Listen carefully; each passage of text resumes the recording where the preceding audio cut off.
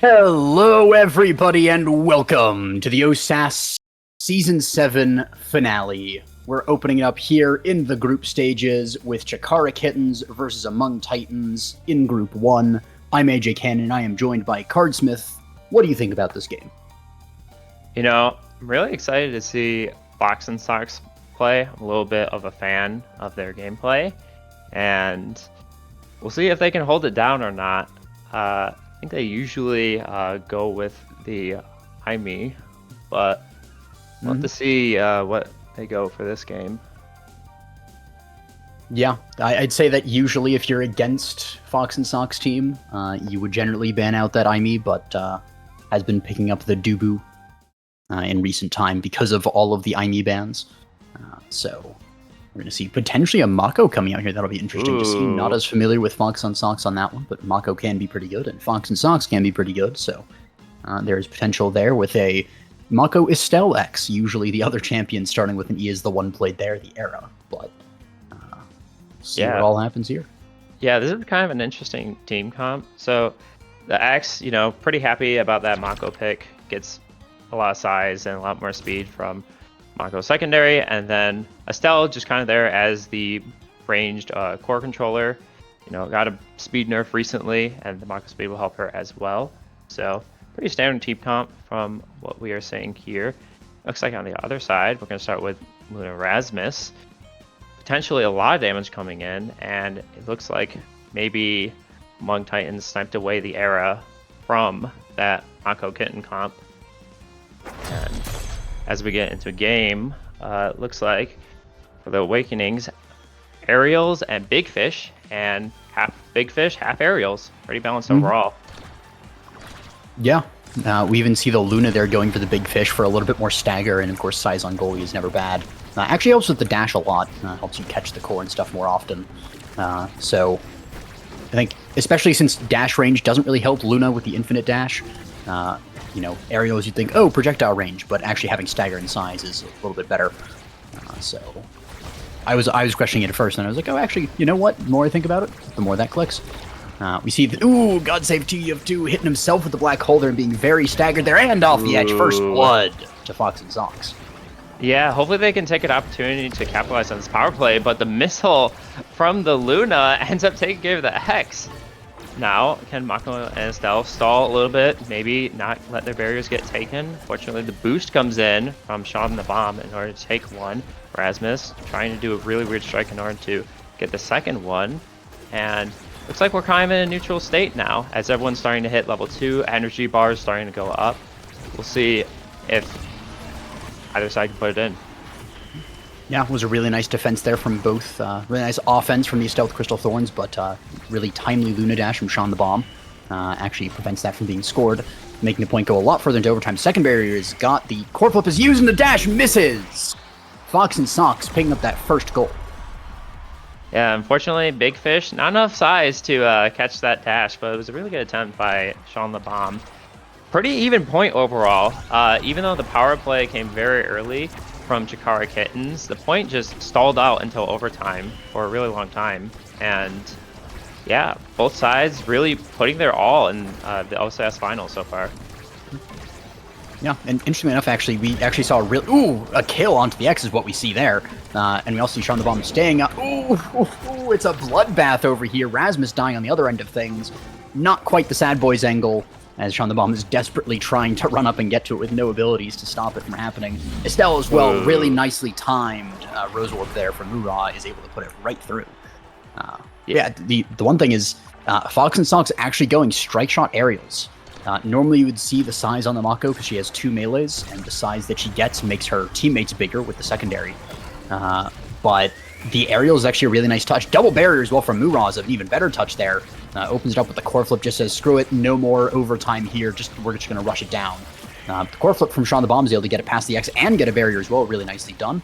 And a pass back up to God Save TF2, puts it in the corner. Yeah, it looks like Chikara Kittens getting the barriers early in order to change the entire point, and God Save TF2 getting the good strike there. But they're really just putting in all this pressure on the Luna, not making her feel safe to be able to fly down to the other side with a boost. But one thing to look for here, there have been a lot of knockback kills on both sides. I think only the Rasmus death was the one due to damage, as Ra takes a little bit of damage there. Luna trying to boost in, actually ends up getting the point there. And it's 2-2 now. Yeah, great timing there by Sean the Bomb. That's one of the things about the Luna goalie. It's like when you see it happening there, it's like, oh, where'd the Luna come from? And just a really nice timing there. But you have to think, like, Sean the Bomb basically casts that ability 2 full seconds ahead of time to travel across the field. So just great game knowledge of how the way that was going to play out to get there right at that moment. So really well played there. Another double barrier going down. It seems that Chikara Kittens really specialized at this early game blitz. But then they seem to lose a little bit of steam here as Among Titans sort of Raku's their stuff. Ooh, the Sad Boys angle means that that's actually going to stay alive. The Rose Warp as well, it goes forward, but it's not quite enough just yet. Yeah, the very important thing is Fox and Sox does not use Flip, so it can use it defensively here in order to try to save it, but got saved TF2 with a really good strike, and now an opportunity to score here. Everyone's trying to converge, but the Flip doesn't come through for God Save TF2, but the kill does, and X trying to make something happen, and fortunately the strike shot makes God Save TF2 makes the shot, and another death comes in with X, and another score comes in for Among Titans. Yeah, incredibly. I believe that was a reverse sweep from Among Titans, really showcasing that, you know, even when down, they are not out. And that's going to be a Lunar rewarded with Missile Prop, Orb Ponderer, Reverberation, Adrenaline Rush, Twin Drive, Bulk Up. I mean, basically everything that's drafted is so good on Luna. Basically, Hazard Pick of the Litter is going to go for the Missile Prop, but also keeps it away from Mako, although Mako was favoring the Orb Ponderer anyways. Really good on goalie that. So good stuff from those pickups. And of course, Bulk Up going to that Rasmus who already has Big Fish, so more stagger, more damage. Really nice stuff. Yeah, I'm interested to see what this X is going to take. Warp Dance for speed, or yeah, Reverb for the stagger. I think the more natural choice there, because a lot of deaths are happening because of damage and knockback. You can see it on both sides, and Cell gets hammered and staggered right away as the Aero Tornado comes on through and gets the kill here. And now Chikara Kitten's in a really desperate spot in order to get some sort of clear happening. Black Hole gets popped, and like, if they can get this hold right here, unfortunately they do not. God save TF2 with the excellent strike into the net. Yeah, just really good play there from Among Titans. Really seem to have found their stride and their momentum. You know, they give the first 2 points over, but then they seem to just lock in. Now there's just 4 points in a row without losing too much. Although, of course, against the X comp, it does tend to be a little bit of scaling, so having that really strong power up front even from Xenox there is really good to see from that comp and promising for later on, but first they have to get to later on, and Among Titans is really not looking for the game to go that long. It's a lot of great offense. The Mako Cage and Snare Drums comes out. Great defense from Sean the Bomb, though, keeps Barrier alive, but does fall to the double even as the Estelle dies. The aerial strike shot there gets it to the X, but the X does not get it through with the core flip. But the strike shot from Fox and Sox is really nice. Has to use the core flip there just to get it to the X, who passes it down to Era, unfortunately. Yeah. Oh my goodness. An insane shave by Sean the Bomb trying to get the Soren angle, and God Save TF2 gets the score again. And it seems like Chikara Kittens coming in hot here in the beginning, but have just given up every single point since. And they're going to need to find something in order to get this tempo back. Yeah, that is a lot of tempo in the hands of Among Titans, even being 2 points up now. And with the Era as well pushing it forward. The Ensnare Drums are nice to buy time, but there's not a lot that's done with them, and that's actually a core flip, actually getting that first barrier. Sean the Bomb as well, backing up that play, securing that first barrier, the second barrier, and the open goal. Now it's set point here for the team of Among Titans as the hook goes from Rasmus, and the primary is a little bit too short, not quite enough size on Rasmus just yet, but Era's looking very low on the side of Among Titans, and that's an opportunity for Chikara Kittens to get something done if it's not put in by God Save TF2. They're really nicely done, and a good stun from Sean the Bomb. Yeah, it just seems like maybe that extra missile range was all that Sean the Bomb needed in order to defend the core, you know, trying to prevent it from getting there in the first place. As we look at this draft, a lot of heaters here. Quick Strike, 1-2 punch, perfect form is what I'm looking at initially. Unfortunately, no stagger for this Estelle. Really, the only like sort of defensive awakening she could take is maybe like Glass Cannon in order to just run away from the play. And it looks like it's falling a bit, but will the Luna pick it up? Luna will not pick it up. And Estelle will end up getting the glass cannon, and X gets the stinger, and Mako gets the perfect form. Looks like both sides ended up getting a couple of things. You saw that Era getting damaged at the end of that set. You know, if X has stinger, maybe she dies instead, and that might be the angle that Chikara Kittens are looking for in order to win this game. Yeah. It is a Slick Kicks X, so he's not going to have the power of like a Siphoning Wand behind this, but the Stinger definitely does help a lot. Fox and Sox almost getting killed by the Aranado. Luckily, Fox and Sox, the primary doesn't connect because it would have sent it right into the Rasmus hook, but not going to matter in the end as Rasmus primary takes it in. Just great ability usage there by GodSave TF2 and great mobility as well. Just running around everywhere that needs to be, seemingly all over the place, but exactly where it is every single time. I feel like the same type of point is happening for the past 7 points, you know. Somehow Luna gets to the other side of the map and Era speeds up the Rasmus and powers him up with the size, and then Rasmus is just scoring these points. If they can keep this formula up, they can get a win, and they actually get another KO on this X as another power play starts. Yeah, and it's a great opportunity here for Among Titans, and that's not what you want to be seeing. It's a double power play there, although X does come back very quickly. That's a lot of momentum out of the hands of Chikara Kittens, but the Ensnare Drum is really good for resetting that. Almost isolated, but not quite. The core flip is forced. The Black Hole bends it away, though, so it's not into the barrier, even though it was a straight shot. And Fox and Sox just running to the corner, trying to live. The core flip is used by Luna there, though, to try and get the kill, but it does fail. Fox and Sox living, fighting, dying in the end. Goes down. Power play again, really just chaining together here by Among Titans, but not quite able to get there. Ooh, unfortunately, we have the X hitting it into the own barrier there. It was going to hit anyways, tried to go for the fence, but didn't have the perfect angle. But now all players are back on the side of Chikara Kittens, and this is the opportunity that they now have as the red core goes flying by there. Team player down to the Era, I believe, sent it into the red as we went into overtime. And just really good play there by Among Titans, holding on. Not quite perfect capitalization of the KOs. But good enough in the end.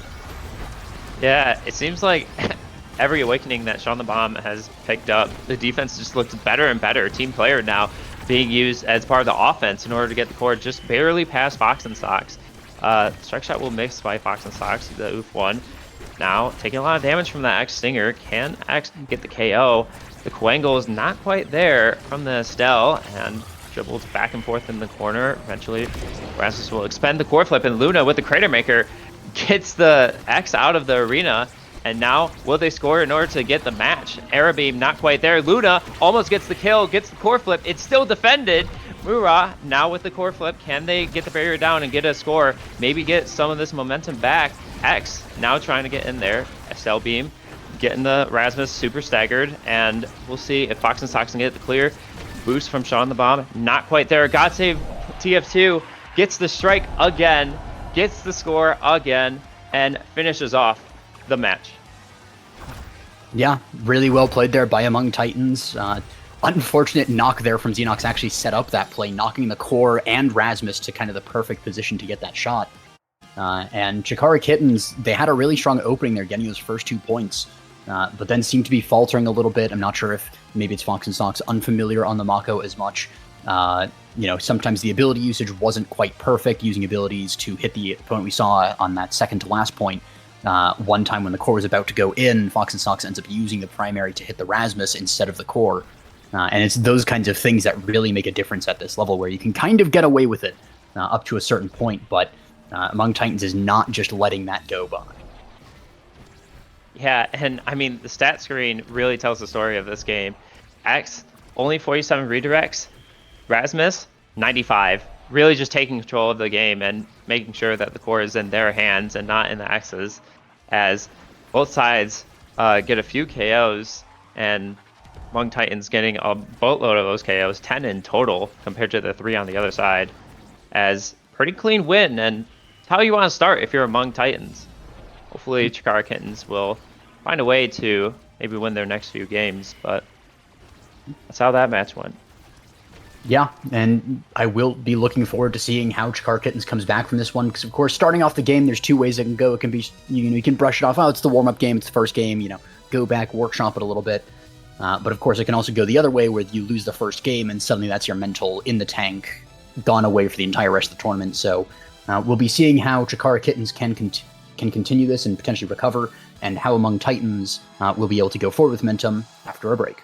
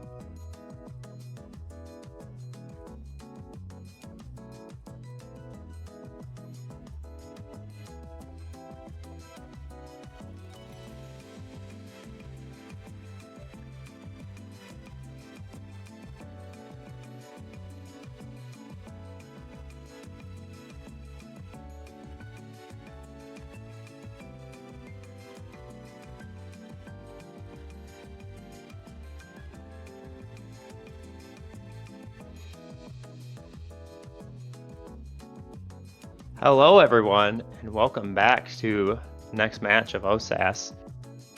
Right here, we have Chikara Phoenix versus the Glitch Witch Gunslingers. Oh my goodness, what a tongue twister that is.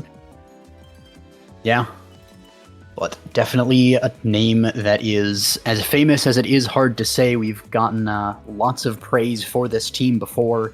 Going to be quite the match here because on the one hand, Glitch Witch Gunslingers, of course, quite powerful a team, but we also have on the other side that Chikara Phoenix with the veteran Mike Mart, who even has a command in Bestian slot there, I do believe. Storied player here in Osas, looking to finally escape the league. Yeah, can they get top 3 this time and prove themselves that they did it? They went on the long journey of Osas and ended up on top. We'll have to see as we get into the match here. It'll be night market, and I'm interested to see what the picks are here. Looks like we have for Chikara Phoenix and Era X comp with the Dubu backing up in the goalie. Pretty standard, I think, for this match. Era X, especially if Era can get something like Monumentalist. Very oppressive. Yeah. Interesting to not see that paired with the Mako as well, of course, Mako Era X. But maybe it was banned out or something. Nope, not banned out there. Okay. But of course, Mike Mart is quite well known for the Dubu, and it's one of those things where, maybe Mako fits better into that comp of being able to speed people up. But if you're just that much better on Dubu, then go with Dubu. Or the Asher even potentially coming out. Nope, gonna be the Dubu in the end versus Juno and Kai, so a lot of core control coming out. This is looking to potentially be a Glitch Witch Gunslingers trying to shut out Chikara Phoenix before they get that scaling on. Yeah, that'll be the plan here. Kai, really good base kit. Barrage is super standard and super potent. Juno can throw slimes everywhere, and it feels like sometimes you can lose track of those slimes, and Core's just going everywhere, and Asher just locks it down. So I like the idea by both team comps as we get started here. Looks like a barrier goes down right away for Chikara Phoenix, and another one will go down. And yeah, this is the start of the game. Yeah, you have Wit0 passing down to Yachty there, trying to get it forward. The barrage is a little bit too early, though, not able to connect. Friendly Taco trying to shove it through, but not quite getting it. And we see that Wit0 trying to pass up there to Kai, gets it across, but the Bewitching Beam dribbles across the top, gets it down to the bottom, but it's not really any pressure there, so it cycles around again. The hot shot on Juno, though, putting in a little bit of work. Hitting the core around a little bit faster, but not quite into that second barrier. The first one does go down. Bewitching Beam, though, into the strike from Friendly Taco is going to be enough to send it in. Yep, just a really clean couple of redirects there in order to get it past the Asher. One thing to note, Asher took the strike shot, so if they're not using that range in order to keep the core stalled out, they're going to have a hard time trouble. Has to expend the secondary there in order to try and get it cleared out. And looks like the game plan of the scaling comp kind of paying off right away, which is a little concerning as this point moves on. Oh, and a score from the Kai here. Yeah, we do see that first goal scored, and oftentimes the first point is not really indicative of the match. The teams are kind of playing it slower, feeling each other out, getting used to the way the other team plays, especially to work on predictions and stuff, getting inside their head. So I'm gonna see if potentially the core control comp comes back. The barrage is really nice, not quite the double barrier though. Clean pass from Mike Market to Azrael. Up in the top there is actually able to get it in. The bull rush from X, not enough to get that first barrier. The Giga, though, is clean, sends it to the second. That's an open goal here for Chikara Phoenix.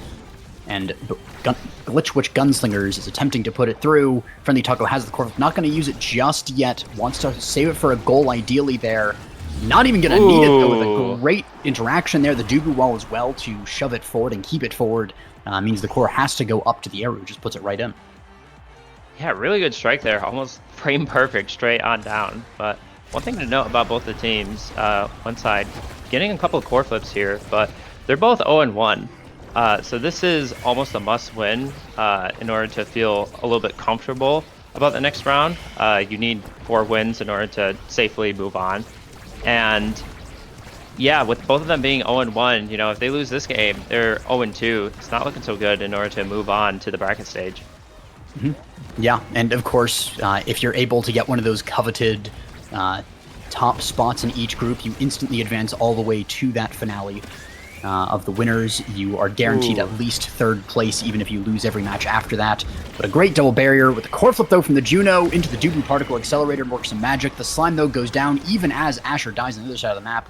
It's a bit of a stall here in the power play. Juno just buying time, trying to wait for Asher to get back, but it's 5 more seconds, and that's too much time as Azrael puts it in. Yeah, unfortunately, Asher just took a ton of damage from the Aero Tornado and just got KO'd out of nowhere by the X.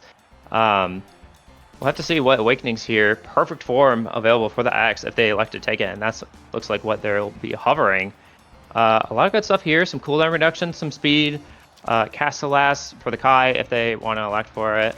Adrenaline Rush if anyone really wants to go KO heavy or just wants to cool down on that. It looks like pretty standard so far. Glass Cannon being opted into by the Era, so a little bit more speed there. Dubu will be allowed to get the reverb, and Juno will decide to go for the Deadeye for possibly some extra core speed, some extra damage. Looks like both sides getting a plethora of Awakenings. You know, pretty marginal draft, I think, by both sides as this goes to start. But you know, that's one more draft. That Era X scale, though. We'll have to see if they can, you know, continue the pressure as X gets another KO and starts the power play. Yeah, importantly, it was the Kai denying the cast to last from Era, so we're not going to have that option. The cast Chrono Boost is still in the pool somewhere, so we might see that later if it goes that long. But we're really seeing one of the big problems here with this core control comp, where they can try and get it around the enemy team, but it's very difficult to get it through them. And with the Era giving all the speed and the X just being in your face with the Dubu wall to back it up, it's so difficult to get it through. They're kind of seeming like they're everywhere, and they're not quite able to run around with the stack start, of course. They're just very fast, and that's also going to be Juno dying. Juno, though, of course, the bright side there, didn't take stacks, opted for the hot shot instead, so not going to lose the stacks. But also, it's just so much more offense. The core flip was really nice there from Wet Zero, though, so we're able to see the power play go not quite in favor of Chikara Phoenix. Friendly Taco, though, has the core flip, going to be looking to use it here pretty soon, but it's actually really nicely defended by Wet Zero there. A little unfortunate by Taco getting a little too close. And Kai takes it forward, takes it up, but can't get it through. Again, just runs out of steam before getting to the goalie. So, of course, Friendly Taco also had to pull back a little. Wasn't in the perfect position to receive there. The Slime puts it up to the top, and Kai puts it in. Yeah, I think both teams had a little bit trouble scoring in the end there. You know, the core control comp, obviously wrestling the core away from the enemies, but like you said, no real shove power other than that Kai barrage. So they have to find a way to really hit it around this Dubu, and they do so there. Unfortunate Asher barrier taking care of the X core flip at the end, as a couple core flips expended here. Dubu now trying to make the clear happen as, yeah, the play will continue on. Yeah, we see it kind of passed along the bottom here back and forth. It's in the Slimes area now, but they all despawn before really getting too many connections. And now this core is back on the top side. The Bull Rush misses, and that means that Yachty can push it forward on the bottom, but again, they just don't have what it takes to push it through. The strike shot support from Asher is really nice, but it just gets it up. They really need to have something at the end, but they use all of their abilities just getting it forward. Finally, a strike takes it through. Mike Mart a little bit too far away to strike it back, and that's going to be Juno also taking it forward, but they've only just opened the goal. They need to actually score the goal now as Friendly Taco gets one barrier, but not the second just yet. The Dubu wall is really nice, though.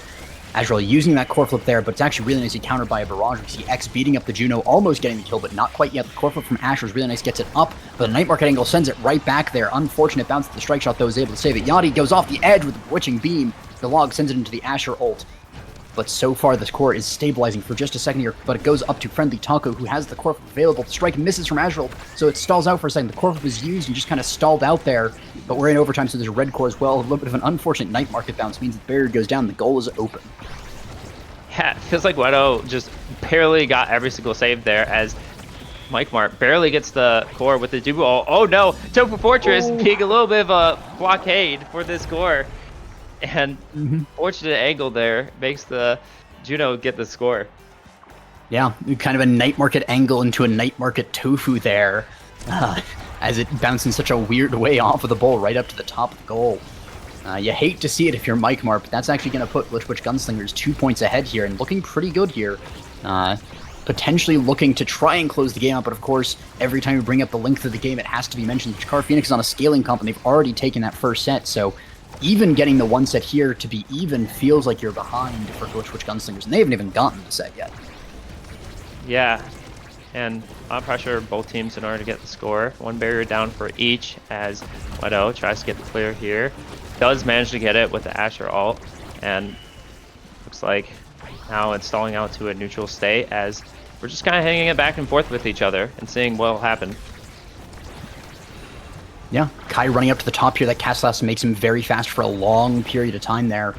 Able to reposition, not quite able to get it through though. Again, that's the problem here with this core control comp that doesn't quite have the oomph. The Bell Ringer sends it backwards, but thankfully not to the barrier, but it does set it up for the Slime to Yachty to take it. Pass up to Kai is going to potentially put it forward, but the Giga is not quite perfect and it's intercepted by Azrael, who puts it forward again. The barrage, though, a little bit too early, not enough, but the pass from Yachty up is really nice. Good cover. Yachty on that midfield, catching the rebound and setting it up. Yeah, and 3-0 is exactly what you want to see. You know, they had to wrestle control back in the game, and they did. You know, can they push the advantage here with the Awakenings? Monumentalist probably has to be denied by the Asher or Juno from the Era, and I'll be interested to see how this draft goes. Ariel's picked up with the Kai, solid Awakening there. Dubu gets team player in order to maybe get some more clears out to their teammates. Asher will get Orb Ponderer, as Axe, unfortunately, scales with a little bit more size. Monumentalist now denied by the Juno, and Era probably going to go with Twin Drive here unless they want more stagger. Yeah, pretty standard draft, I think, by both sides. And Asher with more cooldowns, Dubu with team player. Both sides probably looking to clear it a little bit more. Yeah, I mean, we see a lot of things denied away from Era, but even when she's denied, she still gets so much good stuff. I mean, a midfield build that is stacks on stacks, glass cannon, twin drive on that Era is no slouch. We see Azrael and Kai fighting over that orb there, and Azrael gets to it just a pixel faster as the Dubu wall despawns. No player willing to spend the energy to evade through it to try and get it first. Some passing play is actually countered there. Barrage is really nice to just win the interaction there, and the barrier is now open. It's down the other side as well as X sets it up and gets it not quite in, as Asher's able to dash up just in time to Slimes rescue it out of there. Kind of send it for a loop around as Yachty goes to the bottom, passes up to Kai. Azrael wins the strike war and the barrage. The Slime up to the top. The Strangle on the other side of the map manages to get it in there. Really nicely done. Wow, that was a crazy angle. I don't think anyone really expected there. Yachty twice there should have died. Once the Era Maelstrom just barely evades, and then X tries to go for an all-in as well, and just barely gets enough energy to evade again, and ended up winning the point for them with that Slime. Looks like X is gonna need to find maybe that KO next time and try to score these points, as the next point will get to be going. Chikara Phoenix losing 2 barriers early. Let's see if Gunslingers can capitalize. And it looks like they do. Yeah, they're going to be able to get it right then and there. Good red core forward. This Juno is putting out so much core speed there. All of her Awakenings help her to damage the core. The Hotshot, the Deadeye, the Monumentalist. That is a very fast core coming out of this Juno. The Yield Blast to start things off is really nice with the Pass Splitter behind. Of course, the Strike Shot also gives a little bit more range. And of course, when you have extra special and Orb Ponderer on that Asher, you're not worried. But that is what you're worried about. Kai going down, potential scaling here from Chikara Phoenix. Have they been able to scale all the way to the point that they need? Not quite yet, it seems, as they're fighting back. We see Glitch Witch Gunslingers trying to put it forward. The Giga Blast goes wide, though. Missed prediction there, and it's back in the hands of Friendly Taco. The Pass Splitter is enough to clear down to the bottom. The Slime not able to clear it past. Friendly Taco holding onto his core flip for the goal. As always, the core flip is used by What's gets it into a Slime, which kind of stalls out the momentum, unfortunately. And we see it go to this other side a little bit slowly and in the control of Chikara Phoenix. They're trying to get it forward. Friendly Taco again in position to the Strike Shot whiffs, though the primary whiffs, but Yachty's there as well. The core flip from Friendly Taco a little bit too early. Was hoping to hit the core flip after it hit the barrier, but it's not going to matter in the end. It's a great redirect there. Midfielding all the way. Gets it to Friendly Taco, who has a perfect redirect into the bottom side. We talked about the Chikara Phoenix scaling, but you know, if they lose this set, it feels like the game is out of their hands, even though and now they would have to depend on that scaling, which is something that they don't want to do. So every single point here and every single barrier taken in order to get that rampage stacked is what they're trying to use in order to close this match out. Yeah, and you talked about the Rampage scaling. We see this massive X going across, but not quite enough there. Mike Mark playing a little bit too far up means that a double barrier is going to happen there. Really nicely played by Kai as he sends it forward. The Bull Rush, though, trying to stay alive is this Friendly Taco, but he's barely able to after the pass splitter actually kind of saves him there. Not sure if it would have been a kill, but it would have definitely been close. Kind of pushing him back. The barrage, the Gig of the Slime, everything's used on Friendly Taco, but he's finally dead, but he gets a barrier as he died. Importantly, though, that is a reset on the Rampage stacks. He actually got the barrier post-mortem, so he has one stack, but it's not going to matter as Juno, Yachty, able to walk up and just send it in with the slime. And now, in a game where it looked like they didn't really need to depend on that scaling, now they're desperate to get these points back. It seems like they lost 6 out of those 7 points at that last 2 sets. And again, few good awakenings here. We'll see what Asher decides to go. Quick strike in order to put out more for those strikes. X will get the 1-2 punch. Hopefully find a couple more of those KOs that barely missed last set. Juno will deny the prime time from the Era, and Era will go Chrono Boost as a result. Kai, standard rapid fire, and Dubu will get a little bit more speed in order to maybe make an impact on those offensive plays. Yeah, it's crucial also with Friendly Taco. That's actually a deny from Juno as well. Don't know if Yachty was actually going for it because he picked up the prime time very quickly, but did indeed would have liked to see the 1-2 punch on that Juno. Of course, with all the extra speed, you would just be red coring it all over the place at Mach 10 basically. So good that X is able to pick that up, but we see that 2 barriers go down even still. The stagger build on the Dubu with that reverb, with that peak's not quite fast enough, but a great kill comes out of the X. The barrage, not quite good enough to send it in, just kind of buys a little bit of time, but that's what you need in this power play. As we see Glitchwitch Gunslingers trying to stay alive, trying to keep the core out of the barrier. They're going to do it so far, but a lot of pressure is building up here. The slime, though, clears it through everything. In the end, the Juno ult comes out, but it's intercepted really nicely by Azrael. Friendly Taco trying to do something here. Dribbles it across the top. The strike shot interrupt is not quite perfect, but in the end, the primer from Asher is enough. The night market angles are good for Chikara Phoenix here as it gets sent through with a Bewitching Beam and a strike from Friendly Taco. Back in the hands of Mike Market, the Maelstrom is going forward, and we see Azrael trying to get it through to this X. Friendly Taco lagged out for a second, but he's back now. In good hands is this X as he's trying to stay alive, trying to get something done. He's alive for now. The core, though, goes in.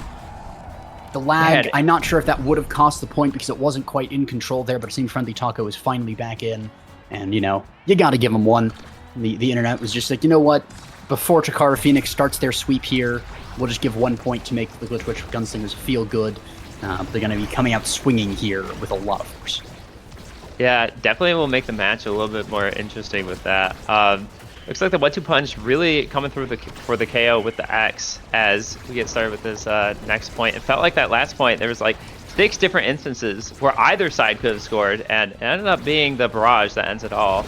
As now, it's like Friendly Taco, a little bit concerned for their life here, picks up the orb and trying to pick up the other one in order to not get staggered. Actually gets a core flip here.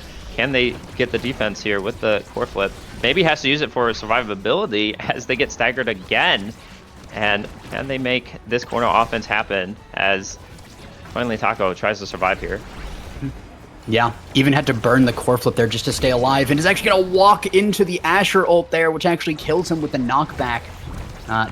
Nicely played by Asher, locking him in the corner, but a little unfortunate Friendly Taco. Barrage is able to secure the barrier. Strike shot sends it forward, but the red core in overtime is going to be blocked by Wet Zero. Not going to let it go by, and the slime is going to take it.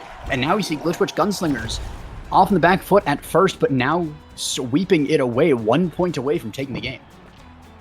Yeah, I mean, who's the scaling comp here? Feels like Glitchwitch Gunslingers doing the plan that Chikara Phoenix tried to do originally in order to just lose the first set and just win the next 3. Can they end up here as the corner offense starts getting going for Chikara Phoenix? Core flip expended by Wet Zero. Can X get this point in? Fortunately, loses control of the core as the Kai just runs up with Barrage. Gets the Giga here. Can they confirm with the core flip? Tofu Fortress comes out. Will it betray Tubu in the end? Looks like Slime now trying to figure out if the play is going, and the core flip will eventually confirm the score, and that'll be it. Glitchwitch Gunslingers 1-1 for their total match score. Yeah, really nicely played by Glitchwitch Gunslingers, still in the running for one of those top spots. Chikara Phoenix, not quite out of it yet. Of course, the theme of the Phoenix is rising from the ashes there. So they're going to be looking to have to win every single game here in fairly good scores as well. They can't lose too many sets or they'll lose the tiebreaker even. So be on the lookout for the Sad Boys run from Mike, Mark, Taco, and Azrael. But definitely going to be a tough one after losing this match. And Glitchwitch Gunslinger is sitting fairly confidently and comfortably now going forward. Yeah, it just seems like the scaling wasn't quite there, and I think they're also going to need some help because I think up 3-2, you will need the tiebreakers there, but I think you're also going to need some losses for some of the top and middle teams to go your way. As you see the replays here, it really just was a let's get it to the Kai and some of the Juno Slimes and just hit it around this Dubu. You know, Dubu sort of excellent at stopping some of the all-in pushes, but struggles to stop the core when it's just bounced all around him. Yeah, and that is really the thing here that I was worried about for the Glitchwitch Gunslingers is not having the ability to go through, but after a rocky first point, they kind of locked it in and sort of played to the strengths of their comp. And I think that's one thing going forward for everyone in this tournament. If you're going to play a comp, make sure that you know how that comp is played. If you're going to play a kill comp, know how to play a kill comp. Don't just kill, you have to capitalize on the kills. You have to chain together power plays. You have to really make it work for you and not just be like, oh yes, this comp is good on this map. You have to think about the why and the how. And we see, Glitchwitch Gunslingers, after a bit of a struggle, really locked it in. And I'm looking forward to see how they do that, but after this break.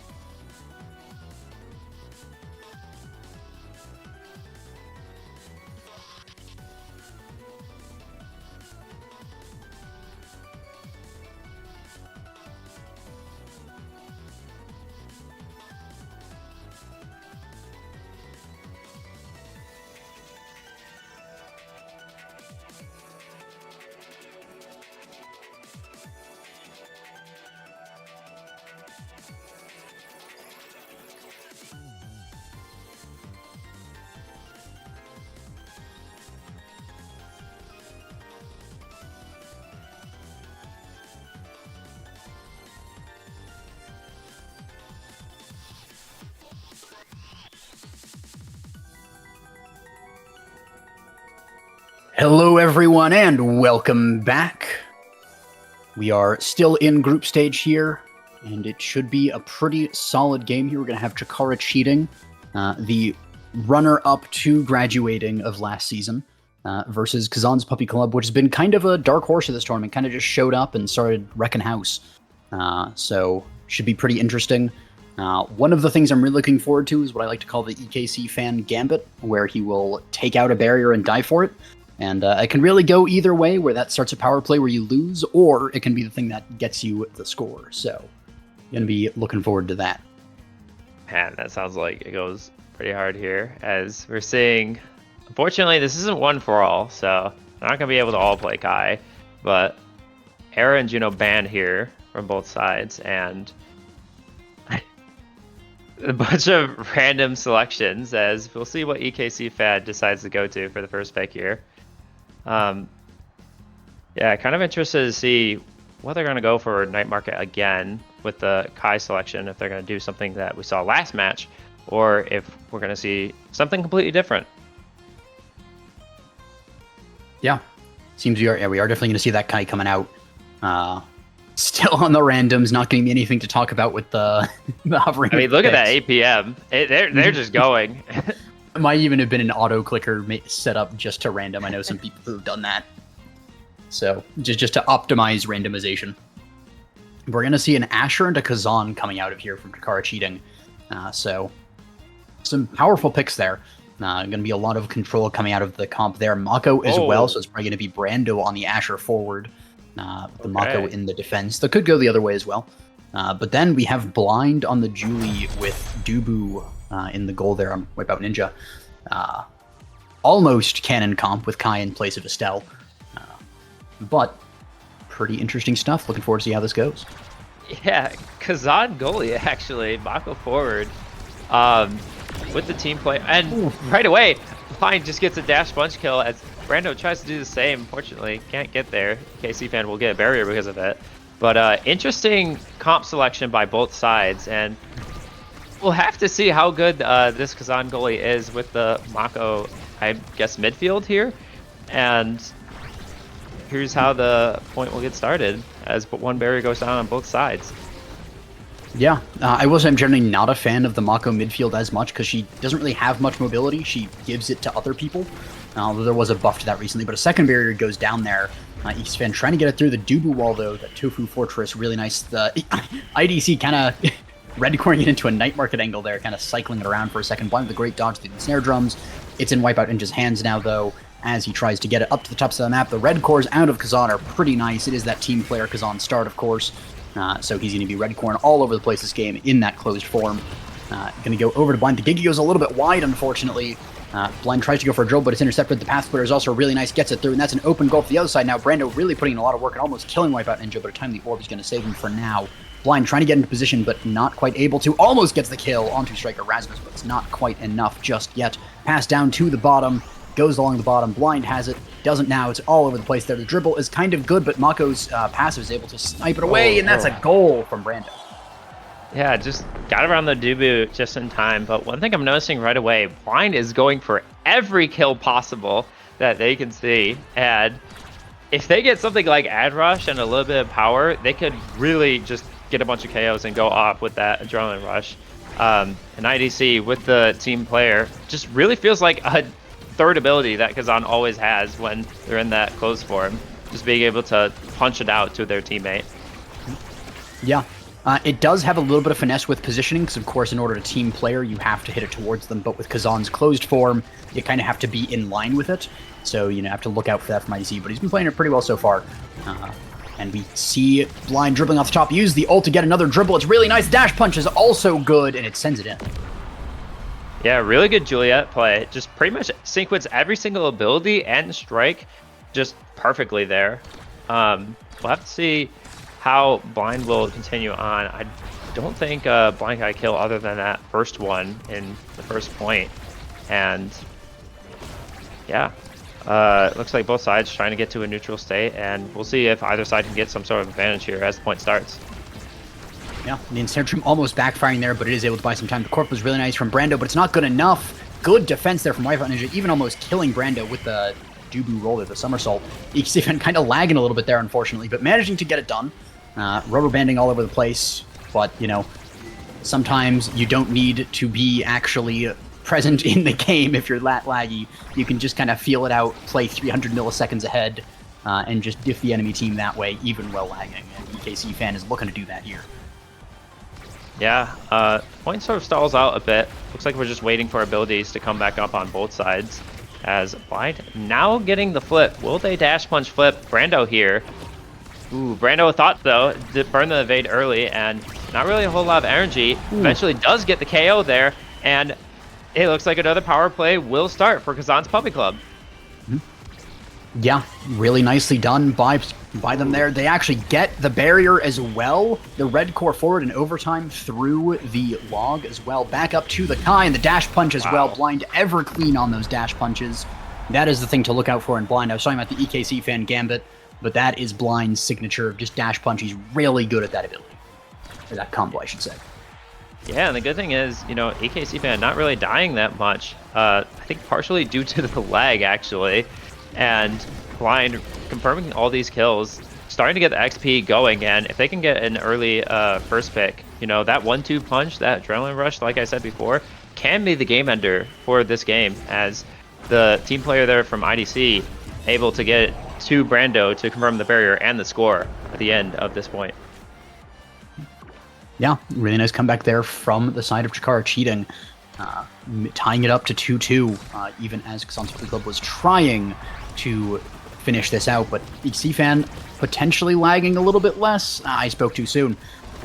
Still rubber banding all over the place there, unfortunately, but a good tech from Blind is going to get it down to the bottom. The core was really nice, but it's intercepted by the closed form. Kazan, Striker Rez was actually hitting it backwards there a little bit, and Wipeout Ninja on the wrong side of the area there. I don't know if that was a lag spike as well, but Night Market angle from Blind, though, really nice. EKC fan trying to pass forward, actually barrages as well, and that, even while lagging 300 milliseconds or whatever it is behind, and still good enough to get it through with that barrage.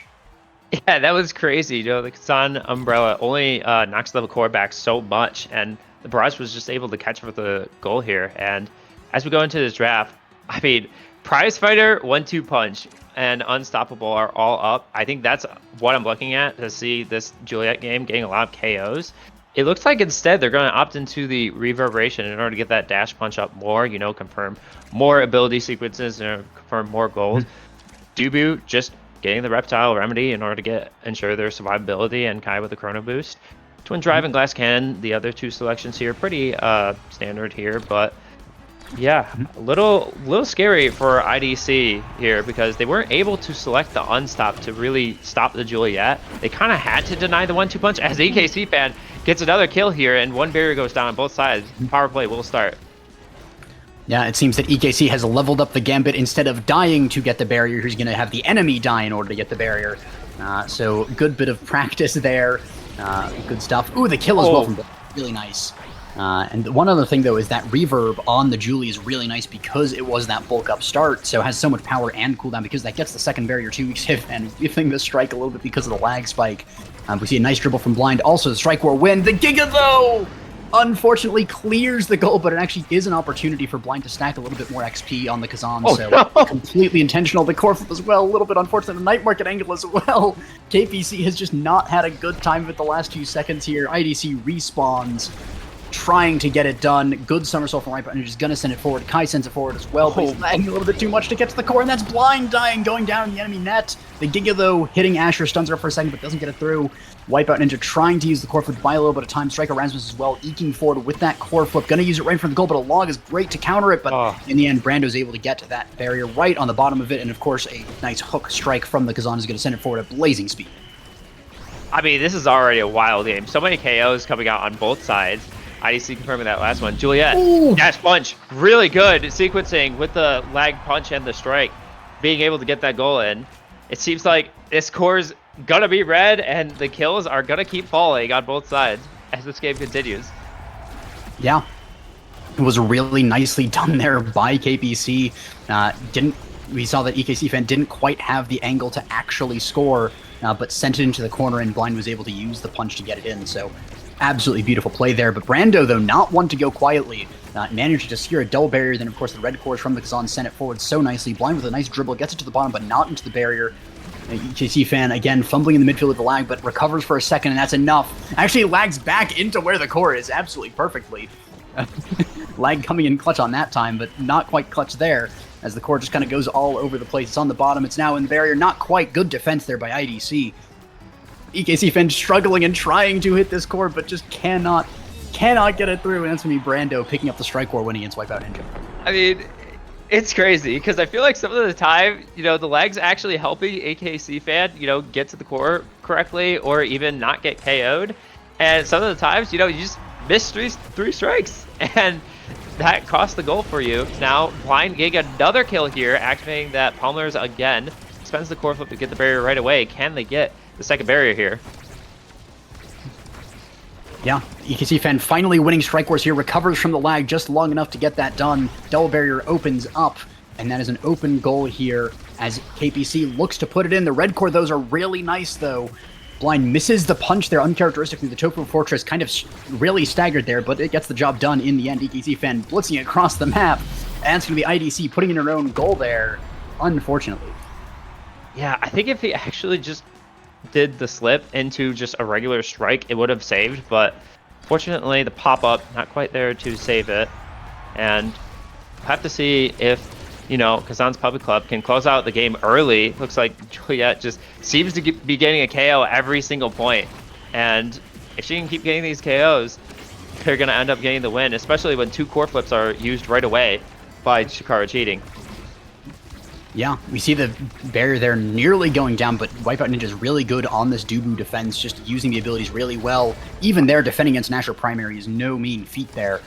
Really good log placement and striking just to be able to clear it there. EKC fan lagging back again, trying their best to get it through. Finally does, and actually sets up the Mako as well for a kill. Blind perfectly done there. Good find by the entire team there, set up and executed really nicely, really quickly as well. EKC fan almost dying there, but lags out of the way of the primary. Flurry of blows comes up with the strike from EKC fan, has the core for blows, gonna use right in front of the net. That's a kill onto the Asher, but it's not a goal just yet. Yeah, but it will be a goal there as, again, the Fiery Fist confirms the goal eventually. Yeah, every single round, it seems like Blind is just fighting a KO out of nowhere, and the power play is just continuously going. And with the great defense from Wipeout Ninja, even against the Asher primaries in their face, it seems like it's just all KPC in this match. Yeah, we see Catalyst even being picked up there by the Julie. No more Stagger Awakenings in this one right now, so just going to go for that. It's really good. Quick Strikes, though, does fall to the Kazan because of that, and that's going to be really good on the defense. Stacks on Stacks going to Asher is amazing because it solves part of her speed problem, although you do have a Mako for that. Cast Last on Mako is kind of a trap because you don't really get that much duration on the secondary, and duration on the ult are kind of fake because you can just break through that barrier pretty quickly. So not the best pickup there, I think, on the Cast to Last when you also have Missile Prop open, and it also denies Kai, but it also is a nice deny with the Cast Last on Kai, so could go either way there. Not bad in the end. Yeah, I think maybe the idea is just get more secondary value as Blind, again, another KO, big surprise. IDC and Striker Rasmus now trying to get the defense going here as Wipeout Ninja, EKC fan go around in order to try to get the point going. And Brando will eventually spawn here, and can Brando get it in? Fortunately, it doesn't seem like it. IDC will get it around here as EKC fan now gets one barrier down. Can they get a second one? Unfortunately, not quite there. Brando, ultimate, doesn't quite hit, and Striker Rasmus, can they hit it back? Unfortunately, doesn't quite get there as the ult comes down. Brando strike, not quite there. Core flip, not quite there. And it seems like at this point, just the defense is so good from Wipeout Ninja, but he dies out of nowhere. And now the power play on Chikara cheating side as we get into overtime. Yeah, and red course as well from Striker Rasmus there, but Blind is holding it down with EKC fan. EKC fan trying to stay alive as well, lagging backwards into the goal. And that's going to be, unfortunately, Wipeout Ninja losing the double strike works. I believe there was a strike dash strike from Brando. Really well executed to pick up their first point in the set. Yeah, hopefully they can turn this into some sort of momentum here. You know, core flip now from IDC, another option in order to do some offensive play if they need to, but we'll probably just save it for defensive holding as just another ability in order to play out the core. But, oh man, Striker Rasmus really close to dying there. Probably was pixel perfect in order to not die, as flips now being expended on both sides in order to get the core into the barriers. And it looks like, you know, Chikara cheating now gets two barriers down again and keeps putting the pressure on Kazan's Puppet Club as Blind will get another barrier here, and EKC fan lagging, but eventually will hit the core. Can they get flip here and use it properly? Doesn't seem like it, and Striker Rasmus and IDC will now continue the offense into Brando, and Brando eventually finds the strike that will end up winning them the point. Yeah. Really well played there by Chikara cheating. And of course, again, I've said it before, but a lot of these teams you cannot count out when they're down, and Chikara cheating is one of them. We've seen so many close comebacks from Chikara cheating in their journey. But of course, KPC is also not one to just let an enemy come back. They're going to take a barrier here, almost even get a kill onto the Kazan there. Core flip is nice from EKC but it's not enough to get it through. Good defense there from the entire side of Chikara cheating. They're putting in so much work on the defense. EKC teleporting around, unfortunately, not quite able to hold the position needed. Blind as well, trying to get it past, is able to. The red core from Kazan is intercepted by EKC EKC in a moment of lag clarity puts it forward. They're still not able to get it through, though. Really nice defense of all levels from the front to the back from Chikara cheating, and they're pushing it forward. The Mako is nice and gets it to Brando, who's able to get into that barrier again. Kazan playing super far up. It's risky. If it goes past, it's an opportunity to score, but if Wipeout Ninja dies, it's really more difficult. Corp was wasted from the Julie, and it goes down to the bottom of Brando's incident. Great patience there. Yeah, great patience there from Brando, able to wait and just let the core drop all the way down in order to hit in on the bottom here. I don't think EAC fan was expecting that. And now they will be the draft winners here as they are first to pick and eyeing that perfect form. Orb Dancer, Big Fish, all of them really good options. Decides to go for the Big Fish in order to just get more size and suffocate the Dubu. What will Dubu pick? Looks like the Orb Dancer, trying to just get something stacking in order to get their offensive pressure going. Mako will deny the arrows from Kai. Kazan will actually get perfect form here, as Juliet will end up going the explosive entrance in order to try and get KOs now from a distance. Yeah, and that's really good for Brando to pick up that Big Fish as well, because it's that stagger build again. Bulk up Big Fish, going to be doing a lot more damage as well. We're probably going to be seeing more KOs on Wipeout. EKC fan, even while lagging, gets a really nicely timed Giga, and that's going to be IDC losing a barrier. Flurry of Blows also comes out, but it's not quite enough just yet. The Path Splitter also not quite enough, not perfectly aligned, and Wipeout Ninja not going to let that just happen. Great kill from Blind with that explosive entrance tech, able to go super far. The Giga as well is really good from EKC fan. Blind going for dribble up top, down to EKC fan, but it's not enough. Red Core's out of the Kazan. Is it enough? It's not. The kill goes down, and the goal follows after. Yeah, Blind just keeps finding these KOs. The Orb Dancer actually letting Wipeout Ninja to move up as well once they get the power play going. It seems like if they can just repeat that play 2 more times, that's it. That's the match, and they get out of here with another win. Yeah, and it's brutal, especially we see that Blind is pretty much using Coreflip for every kill just because he has the Catalyst and he's able to just put in so much damage on that. But we do see a double barrier going down, and KPC has an open goal. The Coreflip is nice and actually sends it into the ensnare drums to actually send it backwards again. Keeps it locked in there for a little bit, buys a little bit more time. Red Core as well from Striker Rasmus's passive there. The Core from Brando is used, but countered by Log. The primary is good, but it's countered by AKC fan. There's just an answer to everything right now that Chikara cheating is putting forward. Blind though misses the kill, and that's going to be the opportunity that Kazan puts it forward to Brando to get the goal. Yep. Blind unfortunately missing that kill probably was a result of that point going in, and hopefully Blind doesn't miss any more kills, because it seems like that's the recipe to their success, and hopefully it's not the only recipe to their success, as they get a clean, easy barrier there, expending a ton of abilities. Brando will get a barrier back as Blind and Striker Rasmus does the strike war back and forth. IDC now trying to get in there in order to get the second barrier, and Brando, unfortunately, doesn't catch the core, and now we're in a little bit of a neutral state as Dubu gets the defense, and Kai... Oh, wow! Ooh. Explosive kill from Blind will cause another power play to happen. Can they get the barrier and score here? Yeah, an explosive exit there from Mako as Blind puts in the work of that awakening, but not quite enough to get it done. The power play is now dissolved. Brando's very low, though. The opportunity to stack the power play is happening. The core flip is used, but it goes right to IDC, who's able to clear it. And now it's just bouncing around, night market angling all over the place. EKC fan uses Barrage to get it forward. Blind tries to set it up, but a good primary there from Kazan is able to clear it. The core flip not necessary from Wipeout Ninja. Gonna use it there to send it forward, and the dash punch from Blind is clean. EKC fan gets it forward. The core flip is forced from Kazan. Great night market angle to get it forward there. Absolutely perfect. But it's not quite enough just yet. EKC fan trying to interrupt these plays, preventing any set from happening. It's enough. The somersault is able to clear it to the top side, buys a little bit of time in the neutral space. The Giga sends it to the top a little awkwardly, but it's good for now. Brando using the core flip finally even has that dash to secure the barrier. Now the goal is open. Kazan with the hook able to stop that, but that's another kill on Mako. The red core's going across though. Night market angle sends it down, but not quite into the goal. The flurry managing to get a lot of damage, but not the goal, as EKC fan just hits it around the world, and because Blind is just keeping the team busy, it goes in. Yeah, IDC had a really awkward angle there to try and hit with Kazan Strike. I think if they hit it up, it might have been able to work out, but really tough find there. And match point now for Kazan's Puppy Club. You know, Blind was able to get a couple KOs there. Now with the flip and miss there, unfortunately, losing a barrier in the process. Can KPC end it here? Yeah, this is, though, Chikara Cheating's comfort zone. That 2 points, 2 sets is where they start to really thrive, so we're going to see some good play coming out of them here. I mean, we've seen a lot already, but it really does take it to a next level, and we see Asher surviving there is really important, but then, again, Wipeout Ninja with a great combo there to take her off the map. I think that was roll into log, if I'm not mistaken. The Fortress as well, with this Orb Dancer, able to just go so much further forward, and that's going to be the game as we get the kill onto Kazan. And Wipeout Ninja finishing it off with the goalie goal, the icing on top of the cake. Really well played by Chikara Cheating, but in the end, Kazan's Puppy Club just able to combat them, kill them, and lock it down. Wow, I mean, how many kills did Blind have? Was it just the 9 or 8? No, it was 13 in total. I believe they died at some point throughout the match.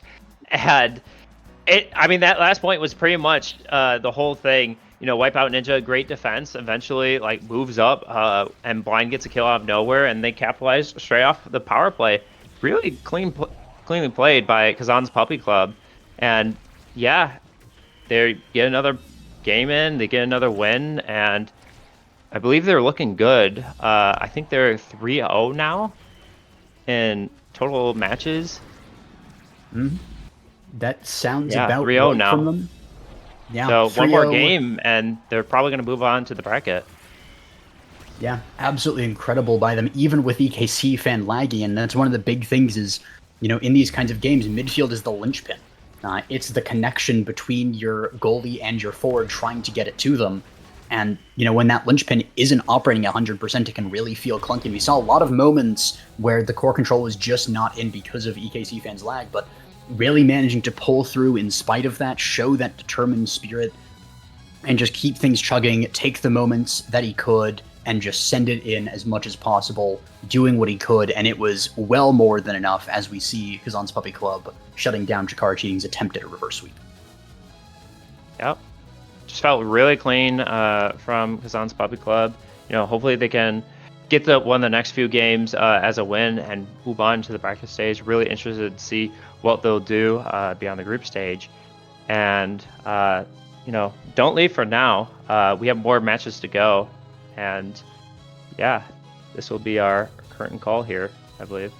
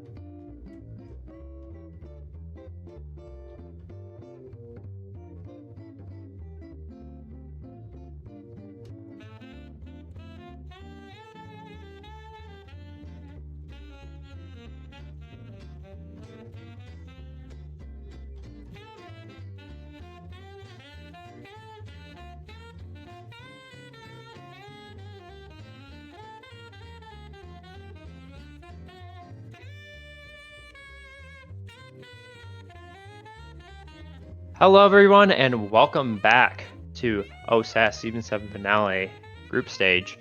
Here we have Now's Unpaid Interns and Chikara Storm going against each other. Notably speaking, I believe Now's Unpaid Interns are 3-0. If they can get one more win here, they're moving on to bracket.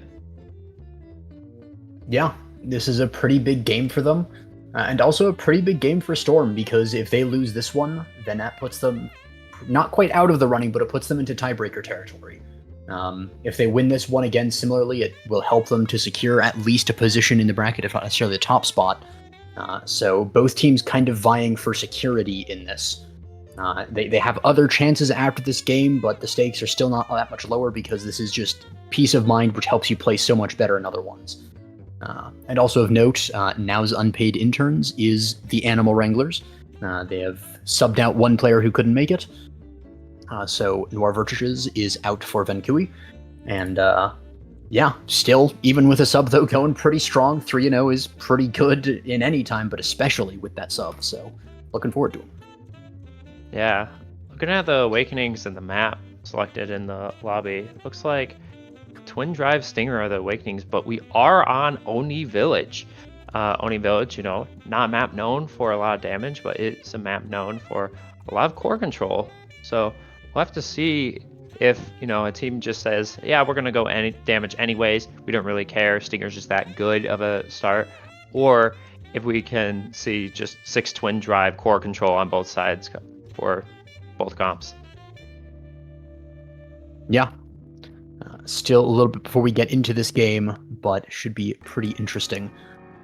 Now, of course, I don't know this. Actually, I know that it's going to be the opposite, but I would love to see the Zentaro goalie coming out here. I have seen it a couple of times, and of course I am the ever the advocate for it. But, I mean, it's not going to happen. Let me be very clear, it's not. If it does, I will be very surprised, but also I want it to happen. And it theoretically could. Yeah, especially with Twin Drive start, being able to dash with something like eject button, just a really long distance in order to immediately get some offense going. Interesting to see that. Not as many defensive tools, however, in order to save the core. Mm-hmm. Yeah. Now we will almost definitely be seeing an Estelle either picked or banned very quickly. Datagast is very known for that Estelle. Not as sure as to what Vankui plays, but definitely is just one of the best characters on this map, so going to be heavily contested. Yeah, I think they also play the Estelle as well. So it seems like that might be just the pick or ban that both teams are vying for. And there are other characters being looked at as saying, what's the angle that we're going to attack the other team with as we get into draft here. We'll have to see what both sides are willing to do for this. Mm-hmm. Yeah. You're going to see the hovers at least point towards a fairly standard comp there. Even a switch as well to get more prio on that Kai than the Kazan, which makes sense. Kai is very good and much more contended than Kazan, although Kazan is definitely not bad. The Mako coming out, though, in place of the Dubu, another solid defensive goalie. It's a deny against Itormi as well, who is well known for that Mako. We've seen him a ton of times on the stream here, playing that. No ban coming out of here from Chikara Storm, potentially an error. Now ban, okay. Instead of a no ban, it's a now ban. So just they did that out of game, so of course they don't have to do it in game. But please, if you're watching this, please also ban in game so we can keep track too. But they did ban that out of game, of course, because that's how we do it in the finale here. And we're gonna see that is a classic Oni Village draft right there. You have one prio pick, like Kai going first pick, and then immediately on their side you see the Rasmus Estelle lock in. That's a very classic 1-2 pick here on that red team for Oni Village, to the point that I even say red team Oni Village actually not the worst, because you have the opportunity to just take 2 of those contested champions. Of course, if the bans go awry, then that can also be a very bad situation to be in. But we're going to see a Tormi on that Dubu coming out as well. So I think nice comps from both teams, somewhat classic. We have the classic Oni comp here on the right with Now's Unpaid Interns, the Dubu, Rasmus, and Estelle. Classic, tale as old as the map itself. versus sort of the newer kids in the block with the Mako and the Kazan, but the Ringer Kai there always around in these sorts of Oni comps for a lot of core control as well. So both teams going to be focusing on a lot of control here, but we do see the one barrier going down here by the side of the, I keep wanting to call them the Animal Wranglers, an own barrier as well there. So they technically they do get two barriers, but it appears that now's unpaid interns are also a little bit overworked with that one. Yeah, hopefully they'll get paid here as they get the second barrier and trying to look for the goal. Kazan just getting every single dribble. Can they confirm with the top spin? Doesn't quite look like it, but will confirm with the crooked leverage into the score. Mm-hmm. Yeah, and an early lead here by Storm, and a little bit of lore for this. I was actually chatting with one of the players, and they did say that Storm was going to be one of their toughest teams to go against. They were a little scared of that, especially they were scared of Datagast. They didn't, they didn't talk down on either players, but they did mention that they were very afraid of Datagast midfield, and for good reason. Datagast really can put in a lot of work. So it'll be interesting to see how that goes. Great hook by Nugget there, though, with the primary as well. That is flawless play. All of the practice hours that these teams have been putting in, but especially now as unpaid interns, you can really see it reflected just in that short clip there. Nugget really making leaps and bounds on so many different characters, but that Rasmus especially is lethal now. Yeah, it feels like the match is already pretty intense here. Every strike mattering, every core flip mattering there, and both sides just chipping away at the defenses of both goalies as still great defense there, preventing that barrier to be taken in order to take their opponents. And will now's unpaid interns here get the second barrier in order to get the score?